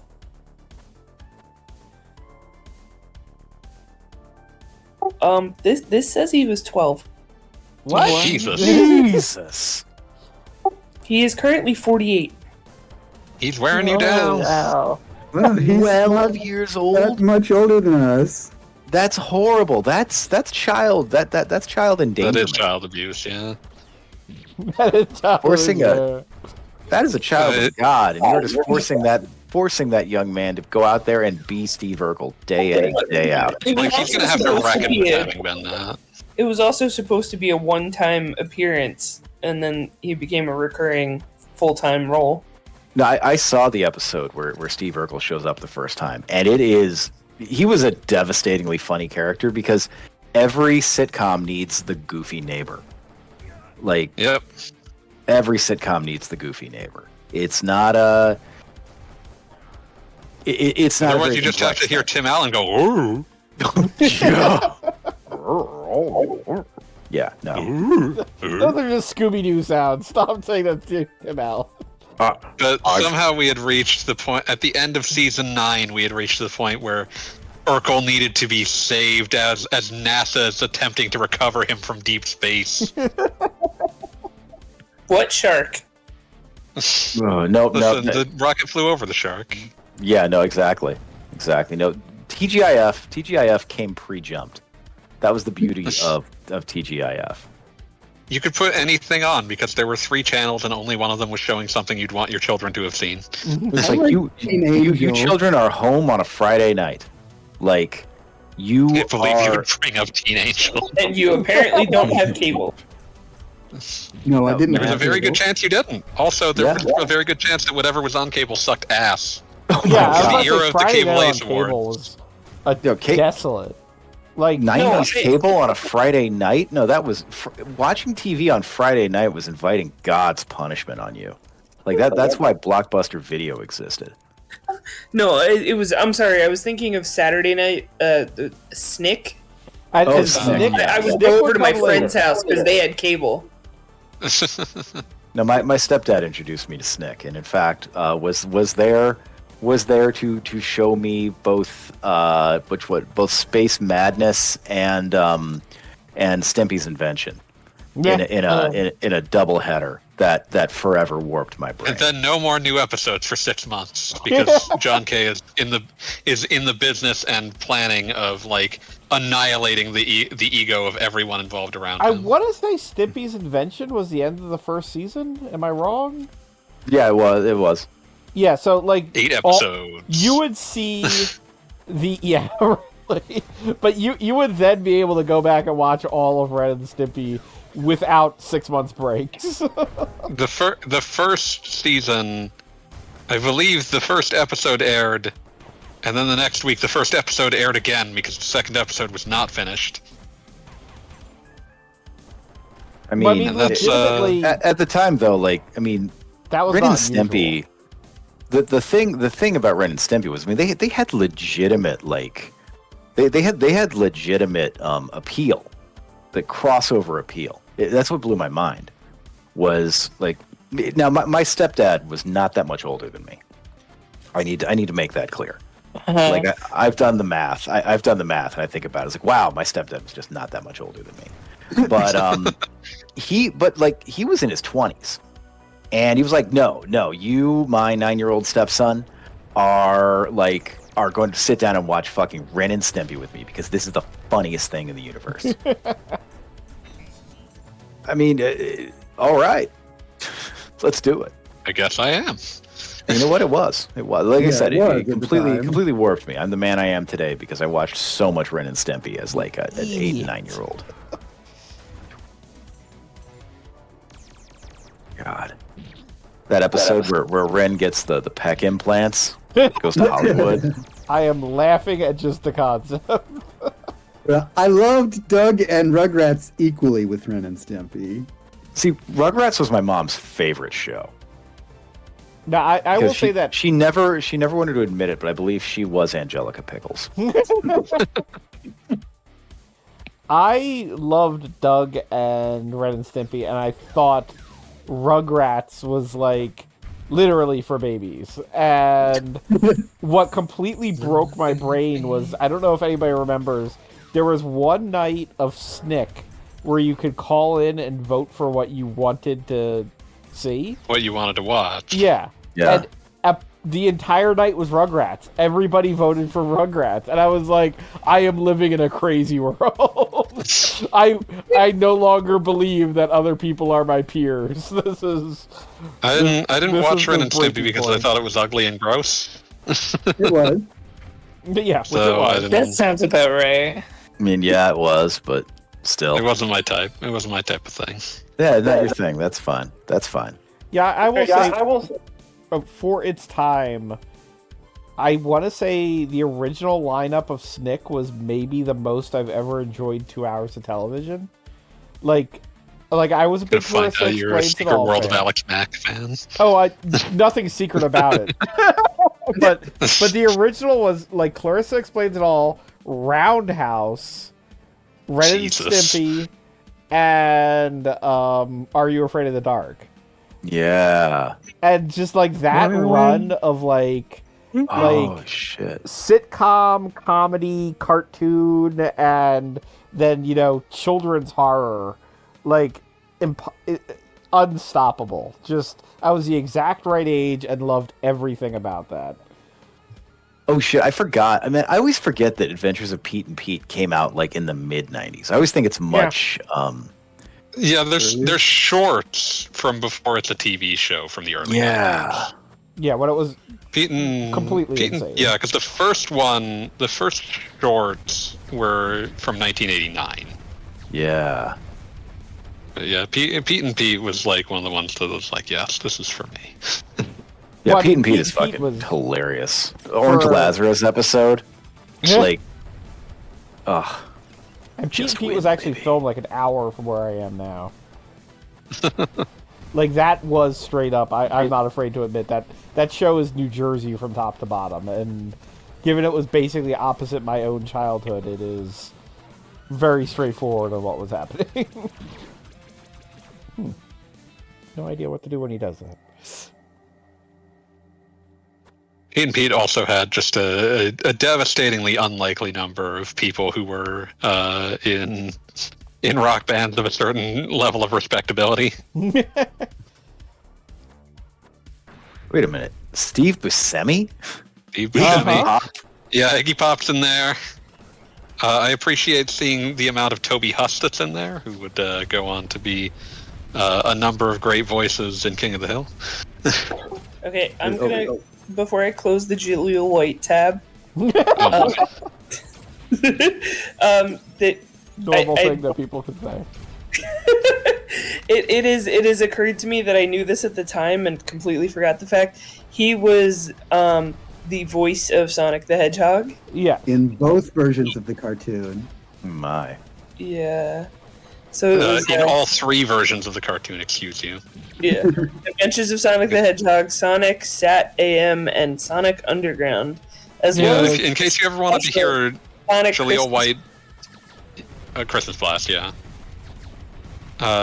In case you ever wanted to hear Jaleel White's take on what a girl Sonic would sound like, that's available to you. Oh no. First, I was hoping you were gonna be like Jaleel White's take on what a girl wants. His cover of the song. No. I'd listen to that. I can't do a Jaleel White voice, so I cannot do him yelling what a girl wants, what a girl needs. I can't make that work. Gordon Gano. Man. Hello, Cool J. Yes. Debbie Harry? Like, the fuck, man? The entirety of Miracle Legion. You know, I seriously think there was a time in that period where there was a period of time where you could just be like, "Hey, we're making a TV show. Do you want to be on it?" And like, yeah, okay, we'll be on your TV show. Why not? Oh fuck! I forgot Michael Stipe was in this. Damn. Captain Scrummy, a disliked rival ice cream vendor to Mr. Tasty. Also, J.K. Simmons was there. J.K. Simmons is J.K. doing Simmons. everything, let's be fair. Yeah, it's just fun to see him. I didn't say it wasn't. Oh yeah, J.K. Simmons, man. All I gotta say is, you know, I think the show suggests that like somebody took a good lesson from Twin Peaks here, which is, oh man, here's a Pete and Pete reunion here, where Little Pete looks exactly the way you would expect Little Pete to look. It's on the wiki, fanboy. You can just scroll down. They both actually appeared in a recent movie. What was the name of that? The trans horror movie. I saw the TV screen. I saw the TV screen. Yes, yeah, The I saw TV the Glow? TV Glow. The TV yeah. Glow. Oh, I saw the that's it. TV Glow. That's it. That's Yeah, it. they're both in that. Oh man. I mean, the thing I remember most recently, like, this isn't recent, but like I remember one of the times that I remember hearing that and being like, "That's Pete. That's fucking Pete. I know that voice." Or I should say that's Little Pete. I know that fucking voice. Was when he's your like shitty deadbeat son in Grand Theft Auto 5. Oh yeah, I forgot about that.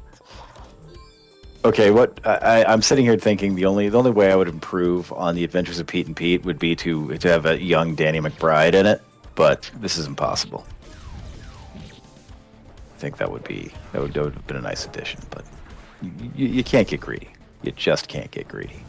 So, younger Pete, you would recognize from a bunch of stuff. I just googled the older Pete, and you wouldn't know him. Like, he's not at all recognizable. I mean, again, they were just in this movie, and yeah, 100% agreed. It's like he's not. That's tough. I hope whatever happened to him, he's doing okay. Well, how old was he? It's not in a bad way. He's just very generic looking now. The two of them had a podcast together for a while as well. Oh, that's... No, that's fun. I'll be back in a minute, guys. We ain't gonna feel talk like about Judy at all. I feel like the two of them having a podcast would be a plot of an episode, too. Yeah, if it had been made in 2010, they would have absolutely had a podcast together. or Little Pete would have a very popular podcast that Big Pete is always vaguely jealous of the fact that Little Pete has it, and it's going really well. I always appreciated that there was a certain sense of magical realism to Pete and Pete. Like you could just have like, oh yeah, like we are battling for the right to inherit a seemingly genuinely evil bowling ball. Well, I mean, I think is it literally the first episode is the King of Fraud, episode. I don't think that's the first episode. Okay. Because But, yeah, like, it's one of the King of earliest Fraud, ones. But the ones where you yeah, like you 100% believe in that. Like it is the dumbest stakes in the universe, and you care. I like we're just talking about the sense of magical realism that Pete and Pete carried itself with. Oh King yeah, of yeah. Fraud. Yeah, we were Right, talking about the King of the Road episode. We had. Yeah, I was gonna say you've got Paper Cut, who is a creditable nemesis in the show. A reasonable threat. Endless Mike Hellstrom. Endless Mike. I think a lot about the fucking perfection embodied underwear inspector. Oh yeah. Who was ultimately defeated by Sloppy Joe's. It was barbecue. It was barbecue that he's defeated by. Just barbecue? Okay.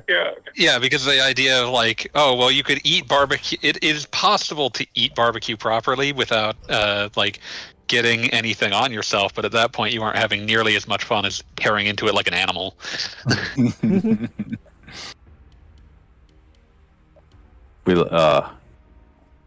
Yeah, I think my little Viking. Yeah, as I think magical realism can certainly be overdone. Let's not pretend otherwise. But still, like I think a well done magical realism is fun enough. You should just take the risk. It also helps that, it. like, especially in a kids show, you're dealing with an audience that like wants to believe in the idea of fantasticalness in their own lives. Yeah. So it fits to create that space where they get to enjoy that. Well, if you ever watched any of the director's commentaries, they 100% state the concept for Pete and Pete was basically talking to a 10-year-old who starts telling you a story, and it goes in all these ridiculous directions. Like, the 10-year-old randomly mentions that some kid who's 8 has a tattoo, and, like, just the story keeps going, and, like, wait, can we get back to that? Are we ever going to address that an 8-year-old has a tattoo? No? Okay. No, I guess we're just going with this. And, like, we're just that is how it. the show works. Like, it was just... this there's crazy thing happened, and we were all fighting over the ice cream man. It makes sense.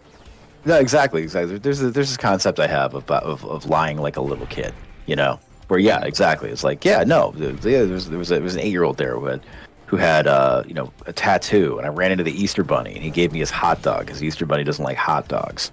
Yes, Children will lie without an objective. Exactly. And it is. And I know. I personally know like at least one guy who lies like a child. And it is always like the most, I guess not disturbing, but rather just unsettling. Like you find it's weird for someone to have not grown out of that habit. That's it. It's like, wait, why are you okay? Lying on its own. Like, I don't think it's good, but I can understand the thought process. Yes, why a person might just up and lie, but to lie like this, to lie like a third grader. Is like something that is easily disprovable and also seems to serve no purpose. Yeah, to no end. Like you said, with no goal in mind. I had a friend who told me that he was in the movies Three Ninjas and Free Willy. Yeah. Nice. We're like, the pre IMDb era would it be like, like a kid on my block, he was a stormtrooper in like his older brother was a stormtrooper in one of the Ewok movies. Like, okay, I guess this is a thing that could happen. Another friend told me he had a computer game called Spy Metroid. Man. By Metroid. Oh man, I had a friend who told me when Mortal Kombat 2 was big in arcades that there was a version at one of the arcades that I could never get to. That of course it was a version of Mortal Kombat 2 that there was the fatalities. When they did the fatalities, they went into first person mode like Doom. Whoa! Exactly. Incredible. Like, sorry, I'm thinking now. It's like they got a version of Legend of Zelda that is gay Legend of Zelda. Now it's all the Legend of Zelda. At that point, all you can do is just fall to your knees and shout "No!" Gay. to the sky. Just go play Gay Legend of Zelda. You haven't heard of it. Yeah. Oh, but also, one time someone was streaming their first playthrough of Mega Man X, and they did not believe us when we told them how to get the Hadoken. I believe that. Yeah. Well, see, How do you get the thing. Hadoken? You have to have every other upgrade in the game, and you have to go to Armored Armadillo's stage, and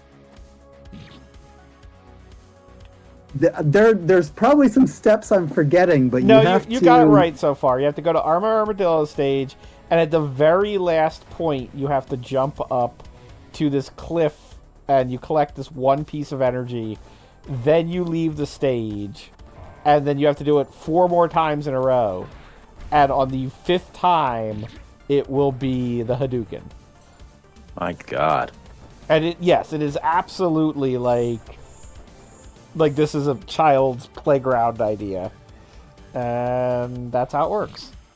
That's the dumbest thing. Mega Man X is a grotesquerie of a game. I despise Mega Man X. It's a game where when you get the Hadouken, literally Dr. Light is dressed up like Ryu. Like, it is 100% like they're taking a piss.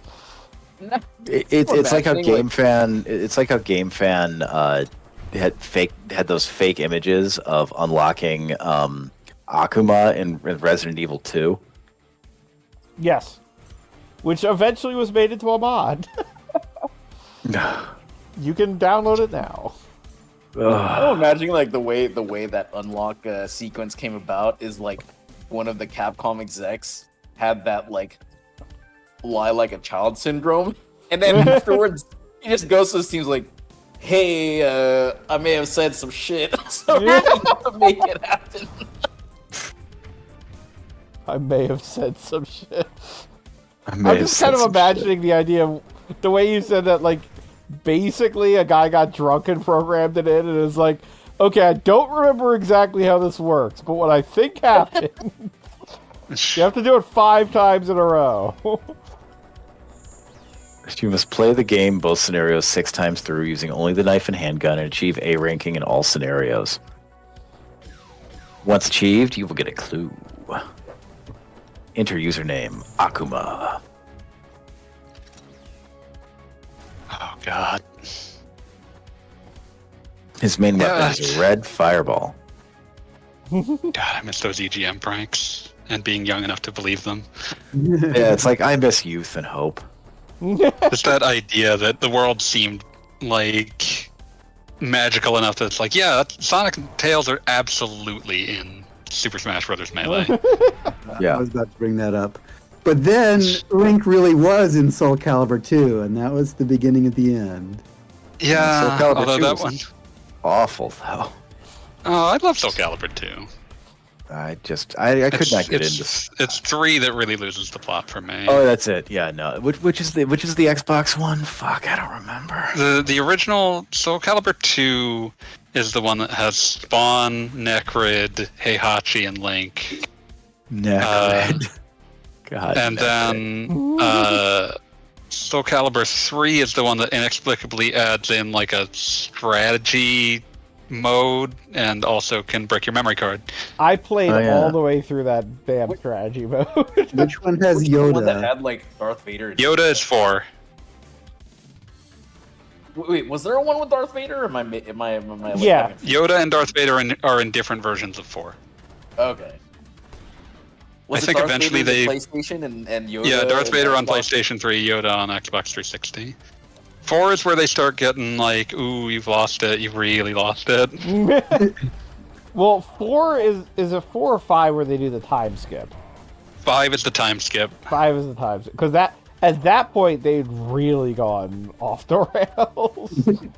Like, you know what? You want to play a game where you're playing as Sofatia's two idiot children.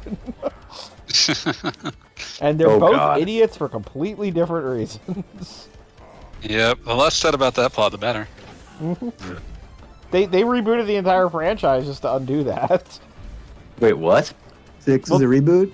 Yeah, the next game was back in time to basically the time of Soul Calibur 1, though it kind of goes a little bit further.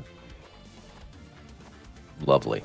And then Absolutely lovely. That was the last game. Yes, and 2B is there. Oh, yeah. Well, I mean, 2B just shows up places because... 2B has been in so many more games that she has survived than her own. I was gonna say like 2B's in Grand Blue, but everyone's in Grand Blue. Yeah, 2B's in Grand Blue, 2B's in Nikkei, like any like titty or any. Everyone's in the Grand Blue mobile game. Yeah, 2B's in He's the Nikkei. only guest character in the fighting game. I unlocked 2B in Nikkei. It's just a standard character for all gacha games at this stage. yeah.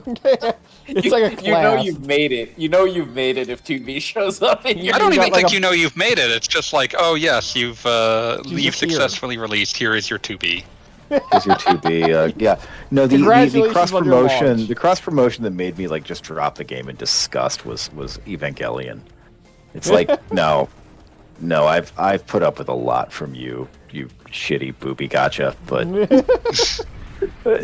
asking me to spend in-game currency to unlock Soryu Asuka Langley is just distasteful to me.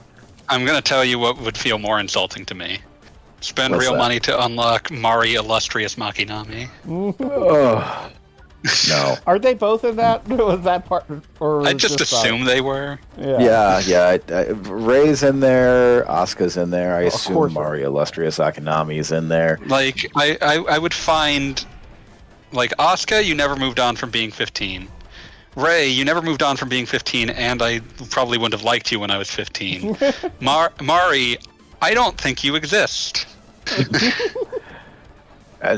Who's the girl from Girlfriend of Steel? Oh God, I don't know her name. No, name. It's like Is that an Ai anime or a Otaku. Superman fanfic? It is a Neon Genesis Evangelion like visual novel dating sim. Yep. I asked him if that was an anime or a Superman fanfic. You're both wrong, but for different reasons. No, it is just horrible. Just a complete, everything about it. Everything about it. Counter programming. No, I just heard the noise. Like I didn't even look. Yeah. I always think about how that like 90-second clip of like what if Ava was a shitty replacement level like high Oh, school are you sex talking about comedy. Angelic Days? Yeah, like not even the full series, but just like that clip. That clip broke so many otaku brains in the 90s. What do you want to ride his baloney pony? No.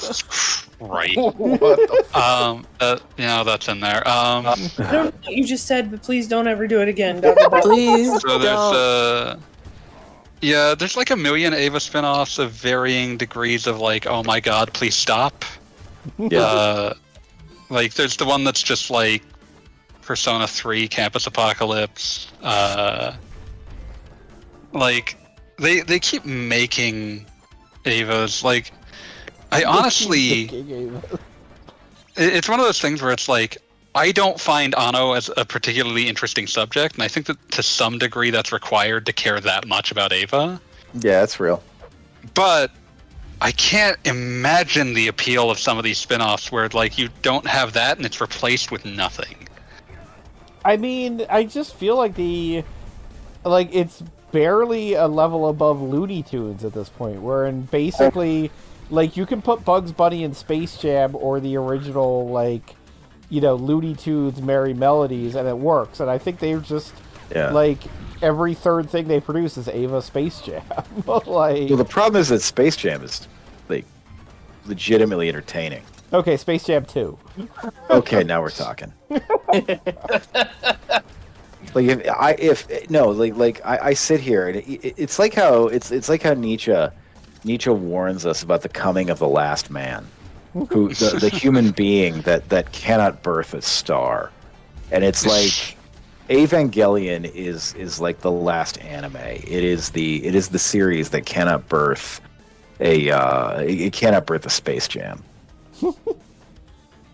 You know what shows can birth a Space Jam? King of Fighters. King of Fighters could give us a Space Jam. It wouldn't even like be hard. They already have the sports team. They already have the sports team. Lucky which they haven't Grauber. brought back in like 20 million years. They gotta fucking bring them back. They're resting, okay? They'll be back later. Heavy D, Lucky Grauber, bring them Lucky in, baby. Glauber. Their off season has Glauber. lasted for 2 decades. Oh, They're playing God. One of them got in a steroid scandal. The other two refused to participate due to solidarity. It's a Yeah, whole thing. it's a whole thing. He'd be allowed back in, but he'd have to admit guilt, and he refuses to do so. It's like how Yeah, there's a lot. it's like how Heavy D refuses to disavow Kanye West, but not because he actually knows Kanye West. He just resents the idea of someone telling him what to do. Mhm. Like, fuck you, I don't remember who that is, but I'm going to stay in my opinion even harder. Yeah, so you've totally really got forgot to walk about back Heavy this D Kanye until- West support. Is like this who support? It's like no, you really can't be seen in public supporting Kanye West. It's like I don't know who that is, but fuck you. I will ride or die for him now. I keep getting random panels of late stage Sinfest on my timeline. Why? I don't know. people just think like they're so weird and nonsensical that they just get posted out of context, and people are like, "Oh, this is kind of funny." Well, yeah, it's because what Tatsuya Ishida, is that his name? Who is he? Yes. Yeah, Yeah, that's Tatsuya right. Ishida is.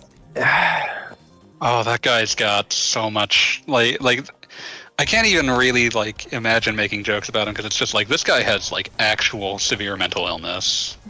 Wow, he's started doing jokes. He started doing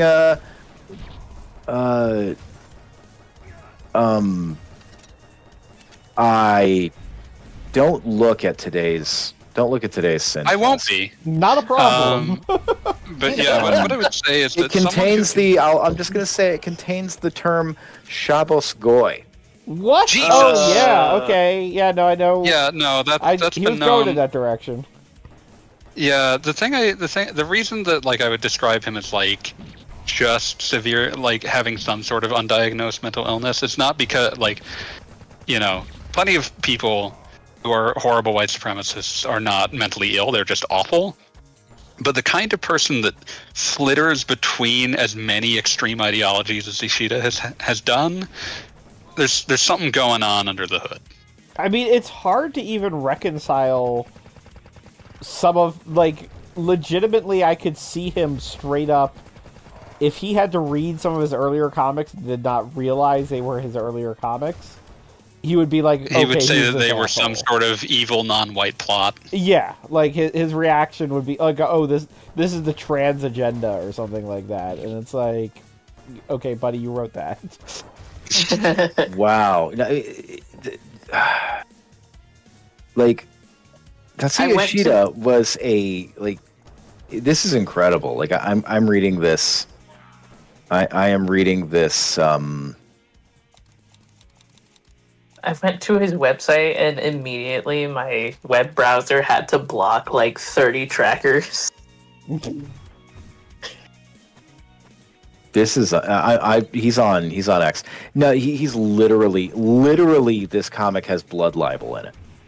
Yeah. Actual classical blood libel. You know, there was one earlier where it was, again, very literal classical blood libel. Like this is utterly distasteful for me because I recall a time when Tatsuya Ishida was like was a loud was like a loud out and proud Christian, and now he's turning around and he's like, no, we have to adopt the we have to repaganize to like protect ourselves against the protocols of the learned elders of Zion. Like this man is literally insane. Yeah, like there's actually something, like some sort of severe mental illness that has not been treated for 20 years. Yeah. In fact, the opposite has happened. It has been exacerbated. Yes. Yeah. Yes. It's like we're gonna create the thing that is the exact opposite of the drug. Well, you could that probably should be say the injected same into thing your about brain. Kanye. Well, I was going to say, Yes, Kanye definitely has some sort of severe mental illness.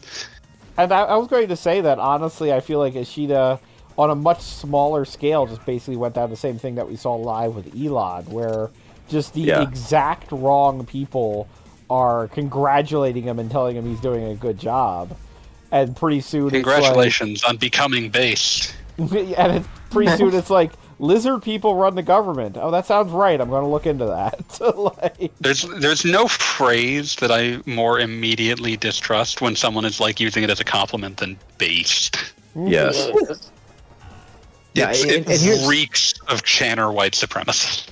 Oh, it is. It is. Yeah, and I'll say this. I think it is important to be able to point out cases where someone is, absolutely mentally ill. A Kanye, a Tatsuya Ishida. And you can say that, and you can also say in the next word, and they are doing evil. They are doing active. They're actively, doing evil in this world, and both of these things are true at the same time. One of these things is a tragedy, and the other is an outrage. There's this one page that people are like memeing on, and it's like this dude in like a Speedo, like I don't know, like showing like boners to kids. It's like boner, and people are just I don't know why. Like I just see people commenting that like every time like there's like a Sinfest panel that gets reposted. Boner. Oh, yeah, no, there was a very early on, like Sinfest was just a like it was just like Gen X, I don't know. It was just. I mean, I had a couple of old Sinfest comics like literally saved on my computer, like you would, and with the intention of sharing them, like nowadays you do with a meme, like, oh, here's my reaction is this Sinfest comic. He was one of the first people I saw online come out against the invasion of Iraq. And yeah, that would be true. And again, just of this generation of Gen X webcomics guys who, I mean, I think about the stuff that was out there that like you could look at and show to someone else that being embarrassed that you were doing that. There was Red Meat. There was oh god, let's see. There was Red Meat. There was Parking Lot is Full. There was a few others like that. So good. Oh yeah, the Parking Lot is Full still holds up, which is it's bizarre. Goofy time. Yeah. No. No, the Parking Lot is Full just has this I don't know, it just has this sense of not just surrealism but actual horror. Well, I mean, the one Parking Lot is Full that, like, every once in a while I have an occasion to say this, but the caption, and it had an appropriate like accompanying art, but the caption was something like, tip for becoming a priest number 132, stop killing so many kids. And it was just like I every once in a while when somebody says something that's like terrible advice, I literally say that as like a retort. Like, here's a tip, stop killing so many kids. I mean, it's a good place to start. Yeah, it seems like basic knowledge, but it's just sometimes you gotta do it. But anyway, go on. I will never go on.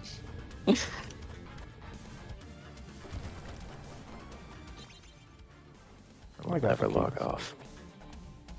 Welcome back. My cat's here, yay! Your cat herder might be a career opportunity here with even worse stream, so it's keeping an eye on things.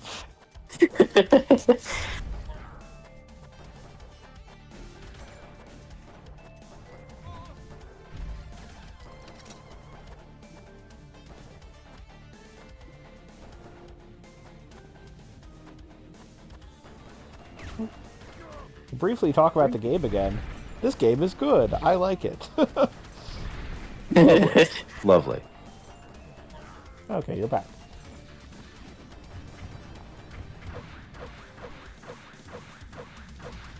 I'm killing a truck with a knife. That's kind of insane, like, in hindsight. Kind of is an understatement, but I'm, like, thinking about how it progressed. I mean, again, it's one of those weird ones that I feel like not only would the author, like, reject what they've done previously, but just outright see it as lunacy, essentially. Like, they would be like, you know, this is the trans agenda or something. Feminazis. God. I forgot that was a word. Yep. Like, just being reminded of it in my own brain makes me unhappy. Just thinking about that thread that someone made. The funny thing is because it started out as a very men's rights activist, anti-feminist comic, and then it was to being super feminist, and then became anti-trans. I mean, I don't think many it things. started. Contains I mean, I would say it didn't even start completely men's right. Like, it's one of those, like, difficult to discern parodies, but I feel like consistently in the beginning, Monique was definitely the consistently correct, like, smartest character, which, and Slick, the ostensible men's rights character, like, was often the butt of jokes. Like, it was vaguely towing a line, in my opinion, where it was basically like, oh, we're appealing to this group, but we know we've got some problems type of thing. I mean, like, literally the other main male character was a pig. like that is saying something, at least. Picking out that maximum wind chill tonight in upstate New York. Yeah, you're not taking a cold walk tonight? No, I took one last night. It was quite nice. Actually got out to a big open field we have out here, and it had like ice and snow lasagna up to my knees. Oh God! It was quite a haul across there. Just very interesting to walk on. But the lowest wind chill tonight is 19 below in High Market, New York. And that would be Fahrenheit? Yes. Okay. I was on a call this morning with somebody in, I think they said Minneapolis, where it was 15 below it at the moment while the sun was up. Yeah. No. The Minneapolis is cold. Yeah, I was You like, think well, you're it's right, been Apple. super windy here, but you can keep that. Bigger apples.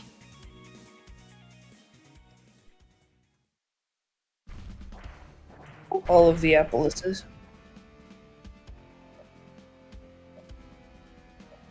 Oh, cool. We're back to the guy from the prologue. I don't remember the prologue. That's fine. That's fine. I'm getting obliterated by a laser.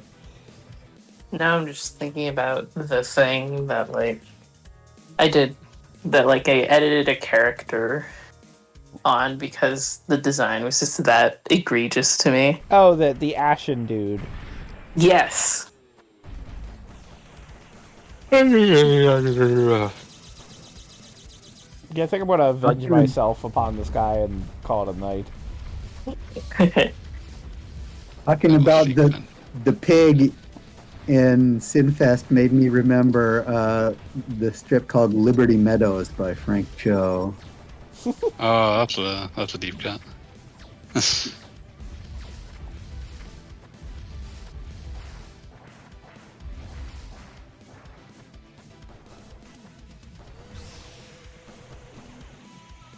He actually went to the same university as me. Wow. Also the author of the Boondocks. Oh, that's cool. Magruder? That's the cool dude. Wait, was he your friend in the prologue?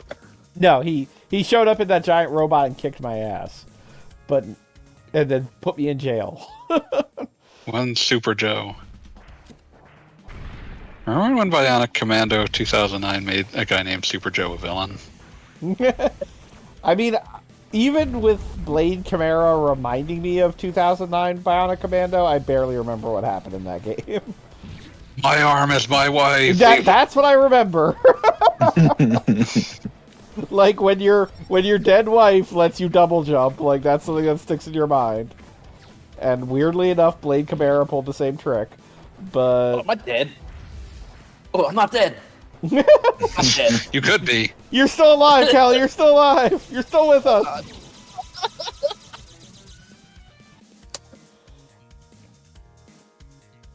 Yeah, this fight's just going to be a pain.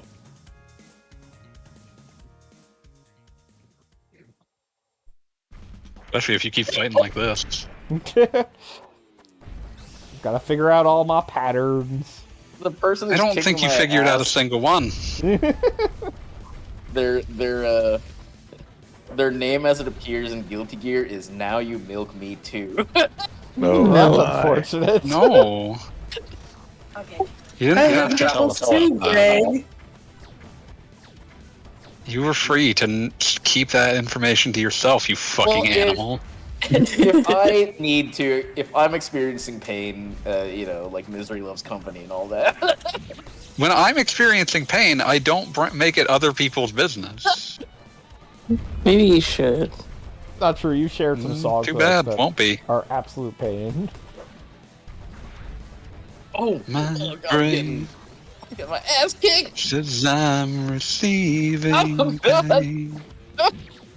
A lack of oxygen Damn. from my life. I just got Cali support. scrubbed. My eye love. Whew. Nope, that was the wrong thing. Got completely obliterated. on the We first are one. losing it. Can't you? Totally guessed wrong. Ah.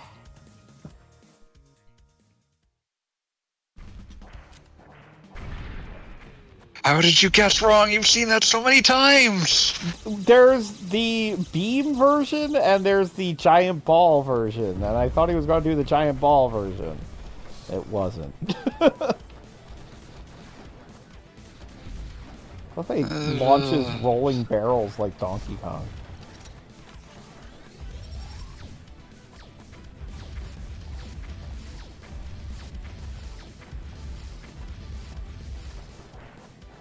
So I was playing some of the modern Chocobo racing today.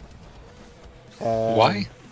Because as I mentioned in the private chat, I'm doing some research on Final Fantasy summons. The And free-to-play one programmed by Arika. what was that? The free-to-play one programmed by Arika for Nintendo Switch. I mean, yes, the one for Switch, which like they greatly modified the whole free-to-play system on it. Yeah, they eventually fixed that garbage. No, fixed is a strong word. It's still you still have to do a lot of grinding to get if you want to get all of the characters. Why would I want all of them, though? I mean, that is the question, but there is a part of my brain that feels like you're doing something wrong when you don't. I feel like you need to, like, banish that part of your consciousness. I mean, it's a nice thing to believe in, but like I have been playing with Ramu the Summon for years. Why am I not going to unlock him? Ramu the summon with Ollie Jolly Sun. The game's already been out for multiple years. Yeah, I mean, like 3. 2020. Yeah, 2022, right? Something like that. And yeah, like its first year, it was a complete cash grab. Like you couldn't do damn near anything without putting money into it. But now it's pretty straightforward. Just like you have to play through story mode to unlock everything, and then like to unlock the ability to unlock everything. And So then, when are you gonna play? When are you gonna play Chocobo Stallion? That I have no idea about. You don't know Chocobo Stallion? No. It was a Japan-only Chocobo racing game in the style of shit like Derby Stallion. Well, that makes sense. It's made for part of the PlayStation Chocobo collection, As you do. which featured Chocobo Racing, Dice to Chocobo, and Chocobo Stallion.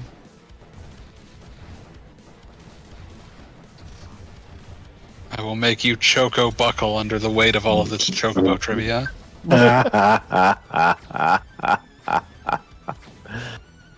Oh.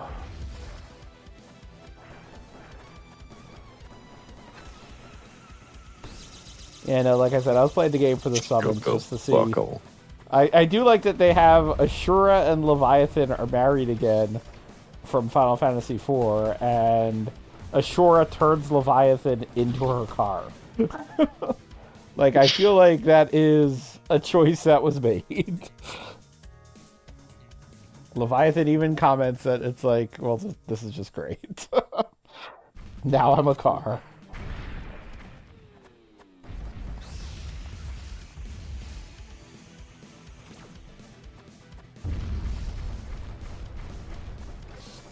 And freaking Sylph returns. Like, when was the last time anybody cared about Sylph? Fair question. Yeah, Not even exactly. in Final Fantasy V. Yeah, exactly.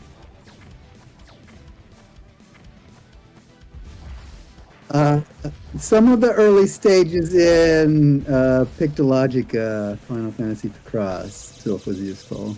Oh, okay. Then there you go. But I mean, like the recent Chocobo Racing has some neat things in it, like Zozo from Final Fantasy VI as a track. Like that's cool. Like there's a couple of like random, oh, this is fun, this is a good interpretation type things. But by and large, it's like just, you know, it's there to milk your time. Oh, and Gilgamesh is very much featured. Oh, okay, so that charging kills me. That's fun to know. It's one of those games where Gilgamesh is just all over the place. Not to be confused with Gargamel. Of course. That would be an entirely different racing game. I'm sure there is a Smurfs racing game. There has to be a Smurf Racer game, right? It's too big in Europe not to be. But what about Moomins? The Moomins do not compete in that manner. They would never cause that kind of ruckus.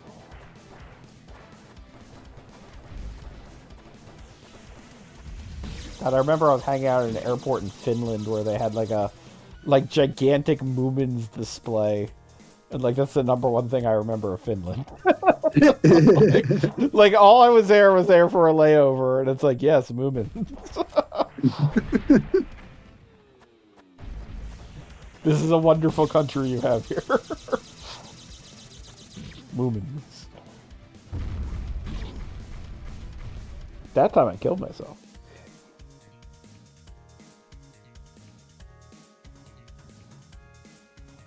Like, I see how this boss is surmountable, I just have to put it all together.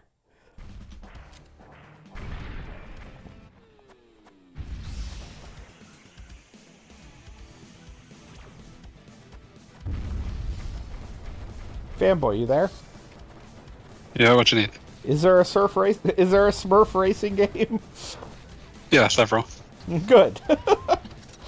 Several. Why you would want that is anyone's guess because you're a fucking lunatic, but I want to eat them or turn them into gold or something. why are you want to be Gargamel? Why are you implying that his insanity is moon-based? Because it's more fun than saying something like Solitech. All right, I'm gonna go to sleep. Good night. Have a good night. Night. Hope you get Night. some more cold walks.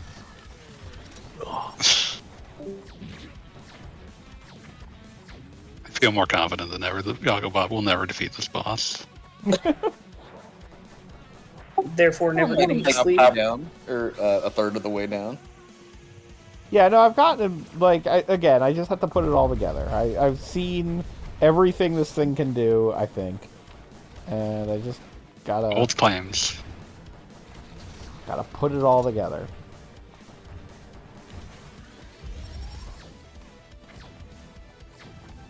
Like, this fireball section is much easier if I hang out on the ground. Thunderball.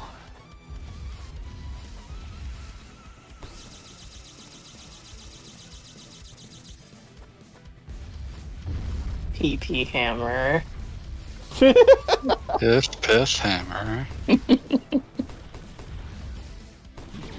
Okay, that time it threw out more missiles than I expected. That happened. And we came full circle yet again. Toe Jam and Earl 3, all funked up. Wait, do you still have like a bajillion food items in your inventory? Yeah, no, but I'm saving them for when I feel more confident that I'm going to beat it. Well, because, like, it's got its little laser beam thing that will kill me in 3 hits, even at full health. So, like, I don't want to waste a food item and then just be like, oh, you're dead anyway. Like, I want to be like one of those things where you get to the final boss with like 99 elixirs or something. I mean, that is how I play video games. Like, Damn, I need to bring some mega elixirs to this for this tournament match here. You just bring pizzas.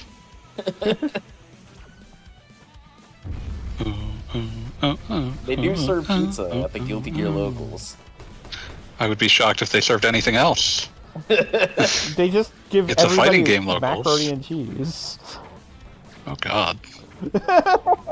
Are there chicken nuggies too? No, they're not. Although sometimes they have something other than pizza. Like if somebody from the community is like, "Hey, I want to cook something for everybody." Yeah, see, that would be definitely my thing. If I went to fighting game tournaments, like, I'd find new and exciting recipes and, like, theme them after fighters. Like, who wants my new Dizzy cupcakes? Usually they're not themed. Well, that's disappointing. Oh, one time like a dude was making smoothies and all the smoothie flavors had a Guilty Gear name associated with them. Dappa. But that is rare. That is not what usually happens. Usually it's just like, yeah, let me make beef bowls, or you know. I mean, I wouldn't say no to a beef bowl.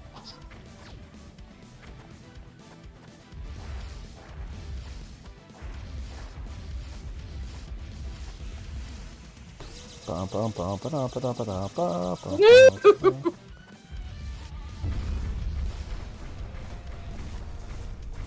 Booyah.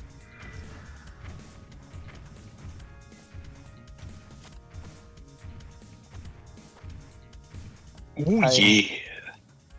I have avenged myself upon that creature.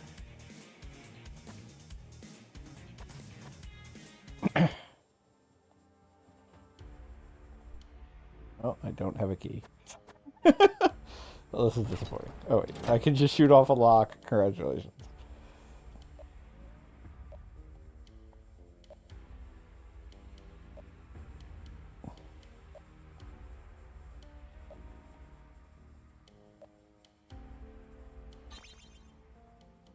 Yay. I mean, rescuing somebody is great, but when they give you an upgrade, that's what's really important. That means you That's rescued true. the right person. Yes. I mean, if a bad guy gave me an upgrade, I would equally take it. Usually they do. You just like loot it off their corpse.